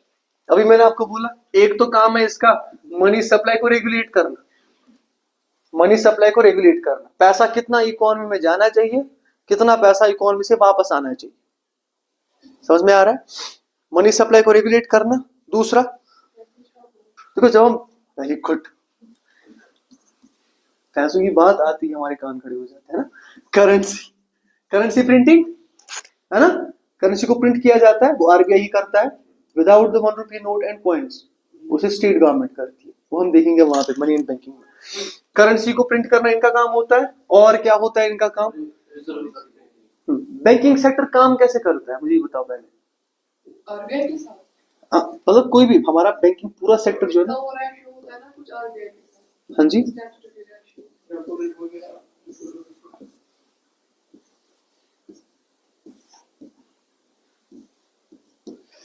ये स्ट्रक्चर है हमारे बैंकिंग सेक्टर का, थोड़ा सा कैजुअल बनाया मैंने, बट स्ट्रक्चर ऐसा ही है ना। स्ट्रक्चर का मतलब क्या है, सिस्टम कैसे चलता लोग हैं हम लोग, ठीक है, हम किसके साथ डील करते हैं, पैसा मुझे चाहिए, मैं कहाँ जाता हूँ, किसके पास जाता हूं मैं, है। कमर्शियल बैंक के पास। किसके पास जाऊंगा, कमर्शियल बैंक के पास। कमर्शियल बैंक किसके साथ डील करता है, सेम डील जो हम कमर्शियल बैंक के साथ करते हैं, वही कमर्शियल बैंक किसके साथ करता है। इसीलिए हम कहते हैं कि कभी भी लोग डायरेक्टली आरबीआई के साथ काम नहीं करते। इसलिए कोई भी कहे सावधान रहे, सतर्क रहे। कोई कहे मैं आरबीआई से हूं, ठीक है, अमिताभ बच्चन बेचारा थक गया बोलते बोलते। तो पर्सन, कोई भी इंडिविजुअल कभी भी काम नहीं कर सकता किसके साथ, commercial banks acts as a mediator between us. काम हमारा वही आरबीआई के साथ। एक्चुअली हमारा पैसा लास्ट में जाता ही आरबीआई के पास, ठीक है, वो हम देखेंगे मनी बैंकिंग में कैसे क्या होता है। बट बीच में काम कौन करता है, कमर्शियल बैंक। लाइक जेके बैंक हो गया आपका, जम्मू एंड कश्मीर बैंक हो गया आपका, आईसीआईसीआई बैंक हो गया, जो भी बैंक हमारे पास है वो काम करते हैं एज मीडिएटर्स। अब बेटा जब मैं कमर्शियल बैंक की बात करता हूँ, गवर्नमेंट, जब अगर मुझे पैसा चाहिए मैं किसके पास जाता हूँ, गवर्नमेंट कमर्शियल बैंक के पास जाता हूँ ना। यानी ए पर्सन है, ये ए पर्सन कमर्शियल बैंक के साथ डील करता है। अगर ए पर्सन कमर्शियल बैंक के पास पैसा रखे, डिपॉजिट रखेगा ना, उस पे उसे क्या मिलता है, इंटरेस्ट। उसे क्या मिलेगा, इंटरेस्ट। अगर कमर्शियल बैंक से आप लोन लेंड करो, उस पे आपको देना पड़ेगा इंटरेस्ट, देना पड़ेगा ना इंटरेस्ट। समझ आ रहा है। ऐसे ही हमारा आरबीआई और कमर्शियल बैंक एक दूसरे के साथ काम करते हैं, एक दूसरे के साथ खेल रहे होते हैं। जो यहां पे हो रहा है वही वहां पे हो रहा है काम। कमर्शियल बैंक हमारा पैसा वहां पे रख देता है, उस पे इंटरेस्ट कमाता है, ठीक है। और अगर आरबीआई से लोन लेता है, उस पे इंटरेस्ट कमाता है। जैसे आप रेपो रेट कहते हो, रिवर्स रेपो रेट कहते हो, SLR, statutory liquidity ratio, cash reserve ratio, margin requirement, ये हमें सारी चीजें हमारे आरबीआई में पढ़नी है कि आरबीआई का रोल क्या होता है and how RBI actually acts as a supervisor और how it actually takes care of the whole system of India, यानी मॉनेटरी सिस्टम ऑफ इंडिया। ये हमें वहां पे आरबीआई में सारी चीजें पढ़नी है। मनी सप्लाई क्या होता है, लास्ट थिंग इज, बस 5 मिनट लगेंगे, बस 5 नहीं 2 मिनट। मनी सप्लाई क्या होती है गवर्नमेंट, मार्केट में कितना पैसा है ना, किस किस का पैसा है मार्केट में, बराबर बताओ मुझे। जब मैं एज गवर्नमेंट सोचूं, अगर मैं आपसे कहूं गवर्नमेंट कि मुझे बताओ कि एट अ टाइम आप मुझे कितना पैसा दे सकते हो, क्या क्या सोचोगे आप, कहाँ कहाँ क्या क्या पैसा है। अभी नहीं, बाद में इंशाल्लाह सब क्लियर किया तो मैं भी खाली। बताओ आपके घर, आप तुम्हें तो घर जुट, ठीक है, 2 मिनट के लिए, ज्यादा मत सोचना, ठीक है। घर शुद्धि जुट है ना। मैं आपको बोल रहा हूँ गवर्नमेंट कि हमें कोई बिजनेस करना है, एट अ टाइम मुझे आप कितना पैसा दोगे, आप क्या क्या सोचोगे गवर्नमेंट वहां से कैसे पहुंचेंगे, यही सोचोगे ना, कहां कहां से पैसा लाओगे बताओ मुझे। पहले जेब देखोगे, है ना, है ना, जेब देखोगे ना, that is currency by the public, currency held by the public. समझ में आ रहा है। अचानक जंग हुई ना तो आपकी जेबों से पैसा निकाला जाएगा, इसलिए पढ़ा रहा हूं, कहीं और रख लेना, ठीक है। करेंसी हेल्ड बाय पब्लिक, समझ में आ रहा है। पैसा कहां से आएगा, गवर्नमेंट से। जब गवर्नमेंट को बोला जाए पूछ आंसर, वो कहां से लाएगी। जो भी आपके पास पैसा है वो पैसा सारा मनी सप्लाई में आता है, उससे चंद सुशवीकरण, ठीक है। जो बैंक में, जिसे हम कहते हैं डिमांड डिपॉजिट्स, समझ में आया। ये भी किस में आता है, मनी सप्लाई। जो भी आपके अकाउंट्स में पैसा है ना, वो भी यूज किया जा सकता है at any point of time, ठीक है। और तीसरा आता है हमारा अदर डिपॉजिट्स में। अदर डिपॉजिट्स का मतलब है कि जो पैसा हमने आरबीआई के पास रखा हुआ है या जो हमारे फिक्स डिपॉजिट्स है, फिक्स डिपॉजिट अकाउंट्स में, ठीक है, ये हम वहां पे पढ़ने वाले हैं। इसे हम कहते हैं मनी सप्लाई, इसी का कहा जाता है। और इसी से या तो इन्फ्लेशन होती है या तो डिफ्लेशन, इसी से होती है। इन्फ्लेशन का मतलब है महंगाई होना, डिफ्लेशन का मतलब है चीजें सस्ती होना, ठीक है, उसका उल्टा है। सारी चीजें समझ में आई, कंफ्यूजन कहीं पे, मजा आया। अब इंपॉर्टेंटली, हाँ ये सिर्फ ओवरव्यू था, हम क्या क्या पढ़ने वाले हैं आगे जाके, ठीक है। अब इसके लिए आपको कौन कौन सी बुक चाहिए, मोर इंपॉर्टेंट, देखो मैं क्लास अगर शुरू करूं कल से तो मुझे आपके पास आज ही बुक चाहिए। बिकॉज गवर्नमेंट ये, देखो आप लोग सब लोग बड़े हो, छोटे तो हो नहीं कि मैं आपको बोलूं आपके कुछ इंपॉर्टेंट चीज, मैं वो नहीं दे बोलना चाहता आपसे कि क्योंकि आपको ही पता है नहीं करोगे तो मजदूरी करनी है, सिंपल। अब इसमें क्या समझाना है ना, वही करना है ना। नहीं करोगे तो आपके हेडेक आप लोगों का है ना, नहीं करोगे तो गलत बात होगी आप लोगों के लिए, आपको थोड़ी सी लाइफ टफ देखनी है। सो उसका थोड़ा सा ख्याल रखो। अब बुक्स कौन कौन सी है, 11th की आपके पास बुक होनी चाहिए कंपल्सरी। वो क्यों चाहिए आपको मैं बता देता हूं। बुक्स आती हैं 2, टीआरजे वी के ओरी की, ये दोनों रेफरेंसेस हैं, दोनों रेफरेंसेस हैं, ठीक है। ये समझ लेना। टीआरजेएनबी की और की है बुक, ये सारी चीजें जो है ना, ये जो आप देख रहे हो, ये सारी चीजें उसमें मिल जाएंगी आपको, सारा सिलेबस। 2 बुक्स है, एक है 11th की और दूसरा है 12th की। अब मैं आपको बोलता है कि इकोनॉमिक्स के लिए सिर्फ आपको एक बुक लानी है, मतलब पार्ट बी दोनों का, लेकिन वो सिर्फ इंडियन इकोनॉमी के लिए लाना होता है जब आपको इंडियन इकोनॉमी पढ़नी पड़े, इकोनॉमिक्स नहीं। यहाँ पे आपको दोनों पार्ट्स लाने पड़ेंगे। इसका पार्ट ए पार्ट बी आता है दोनों बुक्स का, इसका भी पार्ट ए पार्ट बी आता है, इसका भी पार्ट ए पार्ट बी आता है, इसका भी ए और इसका भी। ऑलमोस्ट 600 की बुक्स आएंगी, इससे ज्यादा मैं गारंटी दे सकता हूं आपको कि इससे ज्यादा कुछ भी नहीं पढ़ना है 100%। क्वेश्चन ओरली में जो नॉलेज था, लेकिन पढ़नी है ये बहुत डेप्थ, इसमें से एक पेज भी नहीं छूटना चाहिए। इसमें से और एक चीज कवर होगी आपकी, पार्ट ए जो है ना 11th का, दैट इज स्टैटिस्टिकल पोर्शन, जो आपका ये रहा, वो हम 11th में पढ़ाते हैं। ये जो सिलेबस है ना सारा, ये 11th की इकोनॉमिक्स से आपको कवर हो जाएगा, ये वाला पार्ट। डेटा क्या होता है, mean median mode, correlation, dispersion, सारी चीजें ये वहां से कवर हो जाएंगी। अब आपको लानी ही है बुक इकोनॉमिक्स के लिए, तो ये आपकी हेल्प करेगी। इसीलिए मैंने आपको बोला पार्ट ए भी लाना है, वरना आपको पार्ट ए की जरूरत नहीं थी 11th की, क्योंकि 11th का पार्ट ए जो है that is only statistical portion, सिर्फ स्टैटिस्टिकल पोर्शन, तो वो आपको उसलिए चाहिए होगी। ठीक है। लास्टली देखो, इसके जनरली अभी पता नहीं है सिलेबस में चेंज होंगी या नहीं, लेकिन आई होप कि सिलेबस सेम ही रहेगा। हो सकता है मार्क्स थोड़े से ऊपर नीचे हो जाए, ठीक है, बट ऑलमोस्ट 10 मार्क्स है आपके, और 10 marks is a huge gap, ये बहुत बड़ा है। कोई ऐसा नहीं कि कोई कॉन्सेप्ट आप समझोगे कि कहाँ कंपोनेंट्स लक और कहाँ कंपोनेंट्स बोर्ड, ऐसी गलती नहीं करनी। क्यों? क्योंकि मैं आपको बता दूं कि आर्ट्स के सब्जेक्ट्स में से, अभी पता नहीं बाकियों का, आर्ट्स के सब्जेक्ट में से सिर्फ इकोनॉमिक्स एक सब्जेक्ट ऐसा है जिसमें आप नोबेल प्राइज ला सकते हो। ठीक है। दूसरी चीज, ये टफेस्ट भी माना जाता है। डेफिनेटली टफ इसलिए है क्योंकि कॉन्सेप्ट क्लियर ना हो। अगर कॉन्सेप्ट क्लियर नहीं है तो ये फिर समझ में नहीं आने वाली। समझ में आ रहा है? फिर ये समझ में, और एक भी क्लास मिस हुई ना, काइंडली ऐसा नहीं होना चाहिए, एक भी क्लास मिस नहीं होनी चाहिए। आप चाहे किसी दिन बीमार हो क्या नहीं हो, आप लेक्चर ले सकते हो यहाँ से, जो भी रिकॉर्डेड होगा, आप उसे घर में उसको रिवाइज करना है। क्योंकि जब मैं इसे देखो, इसे मैं ऐसे नहीं पढ़ाऊंगा जैसे सिलेबस में दिया गया है, मैं इसे हर एक चीज के साथ कनेक्ट करने वाला हूँ। जैसे आज जब मैं टैक्सेशन पढ़ाऊंगा, तो टैक्सेशन से पहले आपको पता होना चाहिए मनी सप्लाई क्या होती है, क्योंकि मनी सप्लाई की बहुत सारी चीजें वहां पे यूज होती है।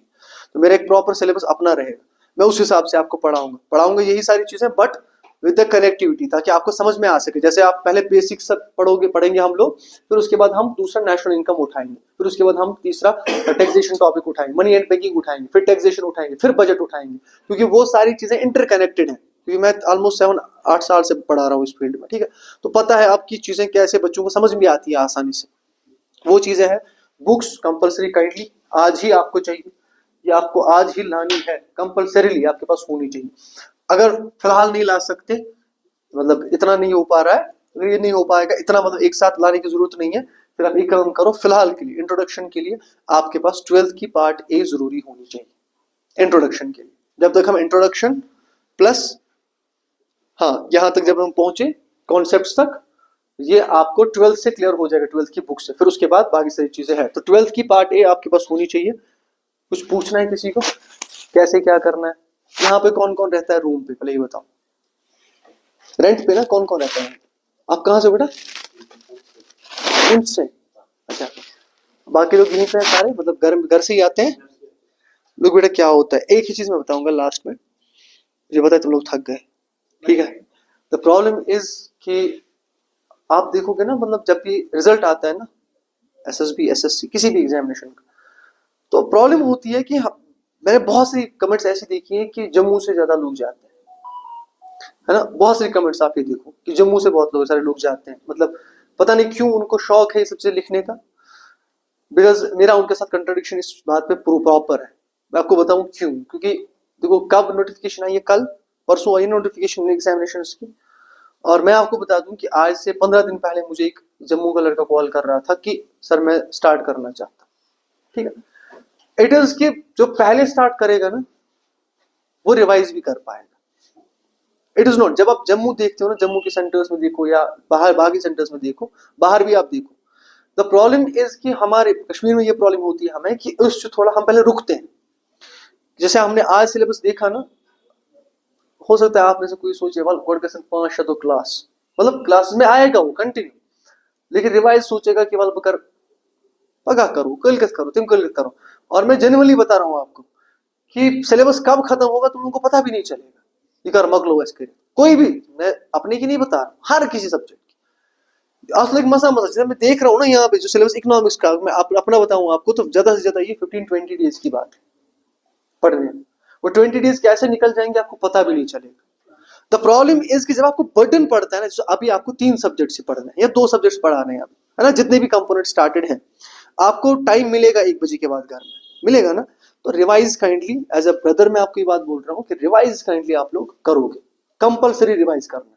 कोई भी ऐसी चीज नहीं छूटनी चाहिए कि तू ये पगा कर, समझ में आया, तब जाके एग्जाम क्वालिफाई करो, क्योंकि कंपटीशन बहुत बढ़िया है। मतलब इसमें आप देखोगे, इसका मैं यहीं से आपको गारंटी बोल रहा हूँ कि 95 ओपन मेरिट 95 से नीचे नहीं जाएगा कट ऑफ इसका, क्योंकि समझ लो आप लोग पहली बार प्रिपरेशन कर रहे हो ना, बहुत सारे ऐसे बच्चे हैं जो लोगों ने सिलेबस ऑलरेडी पढ़ा हुआ है, जो लास्ट एफए दिया हुआ है जिनने, ठीक है, जिनने ऑलरेडी लास्ट पीए दिया हुआ है, panchayat account assistant, syllabus same था, सेम सिलेबस था, इसमें कोई भी डिफरेंस नहीं। 1 मिनट, ठीक है, हाँ ठीक है, एक भी चीज उसमें से डिफरेंशिएटेड नहीं है। तो समझो जो बंदा इससे 3 साल पहले पढ़ चुका है, 2 साल पहले पढ़ चुका है, वो आपसे बहुत आगे, नो डाउट आप उससे भी आगे जा सकते हो, क्योंकि हो सकता है कि वो फिर छोड़ देते हैं बीच में आधे बच्चे, है ना, मतलब थ्रो होते हो यार, उन्हें भी रिवाइज करना, ऐसा नहीं कि उन्होंने मतलब याद सॉरी, ऐसा कुछ नहीं है, एक एज है उनके पास, हो सकता है उनके पास नोट्स, ये एज है उनके पास, बट द प्रॉब्लम इज कि वो अभी आपके ही स्टेज पे, नोट्स सिर्फ बने होंगे उनके, लेकिन उन्हें फिर भी एडिशन करना है उसमें, क्योंकि बहुत से, जैसे मैंने आपको अभी बोला, हम जो पॉलिसीज पढ़ने वाले हैं वो टिल 2025 एटलीस्ट हम पढ़ने वाले हैं, है ना, तो वो 2021 में एग्जाम हुआ था, 2022 में, तो अभी 3 साल हो चुके हैं, बहुत सारी चीजें चेंज हुई है। सो आप ऐसे नहीं कि आप डरो कि सर बढ़िया प्रिपरेशन कर, आप अपना 100% दो, आई कैन गारंटी यू कि पेपर हो जाएगा। और इस साल पोस्ट भी अच्छे, 240 पोस्ट ओपन मेरिट में से, अगर 240 पोस्ट में से अगर आपका एक पोस्ट ना आया तो मुझे नहीं लगता कि कोई और एग्जामिनेशन होगा, क्योंकि इस एग्जामिनेशन में 240 अगर है ना, तो जेके पीएससी में तो 30 होते हैं, 55 है ना। जेके पीएससी के कल जो रिजल्ट्स आए हैं 10+2 की 11 पोस्ट, थ्रू पोस्ट, शरा पोस्ट, तो द प्रॉब्लम इज कि वो सारी चीजें आपको देख के चलनी पड़ेंगी। सो एक ही चीज मुझे आपको चाहिए, आई प्रॉमिस यू कि हर एक चीज मैं आपको डेप्थ में पढ़ाऊंगा। जहां पे इसके 15 दिन लगते हैं, 20 दिन लगते हैं, मैं 1 महीना दूंगा जहां पे आपको कंफ्यूजन होगा, ठीक है। बट एक चीज मुझे आपसे चाहिए, रिवीजन आप जरूर करोगे कंपल्सरी घर, उसके बगैर नहीं चल। आप मुझे रात के 1 बजे कॉल करो, 2 बजे कॉल करो, सर मैं आनु समझी की 1 बजे क्लास के बाद मैं आनु समझी की, मुझे फिर से समझना है, आई एम रेडी, लेकिन उस चीज के लिए कि अगर आप तैयार, ठीक है, ऐसा नहीं कि तू 1 बजे में फोन सर मेरे नोट अन्य, ऐसे ऐसे बच्चे होते हैं ना, ऐसा नहीं है। आपके पास बुक लाओ, आप प्रॉपर, आपको चाहिए कोई भी चीज चाहिए, आप मैनेजमेंट से नंबर लो, मेरा नंबर रखो अपने पास, हर कोई चीज जो भी आपको चाहिए, नोट्स चाहिए, कुछ भी हेल्प चाहिए किसी भी चीज में, सिर्फ मेरे सब्जेक्ट में नहीं, किसी और सब्जेक्ट में कुछ भी हेल्प चाहिए, आई विल देयर, ठीक है। आप टेंशन उस चीज की मत लो, मिलते हैं कल, तब तक अपना ख्याल रखना। TRG VK और कौन सा, रमेश सिंह, वो यूपीएससी के लिए आती है, वो इसके लिए नहीं आती है, वो इसमें वो भी निकलेगा,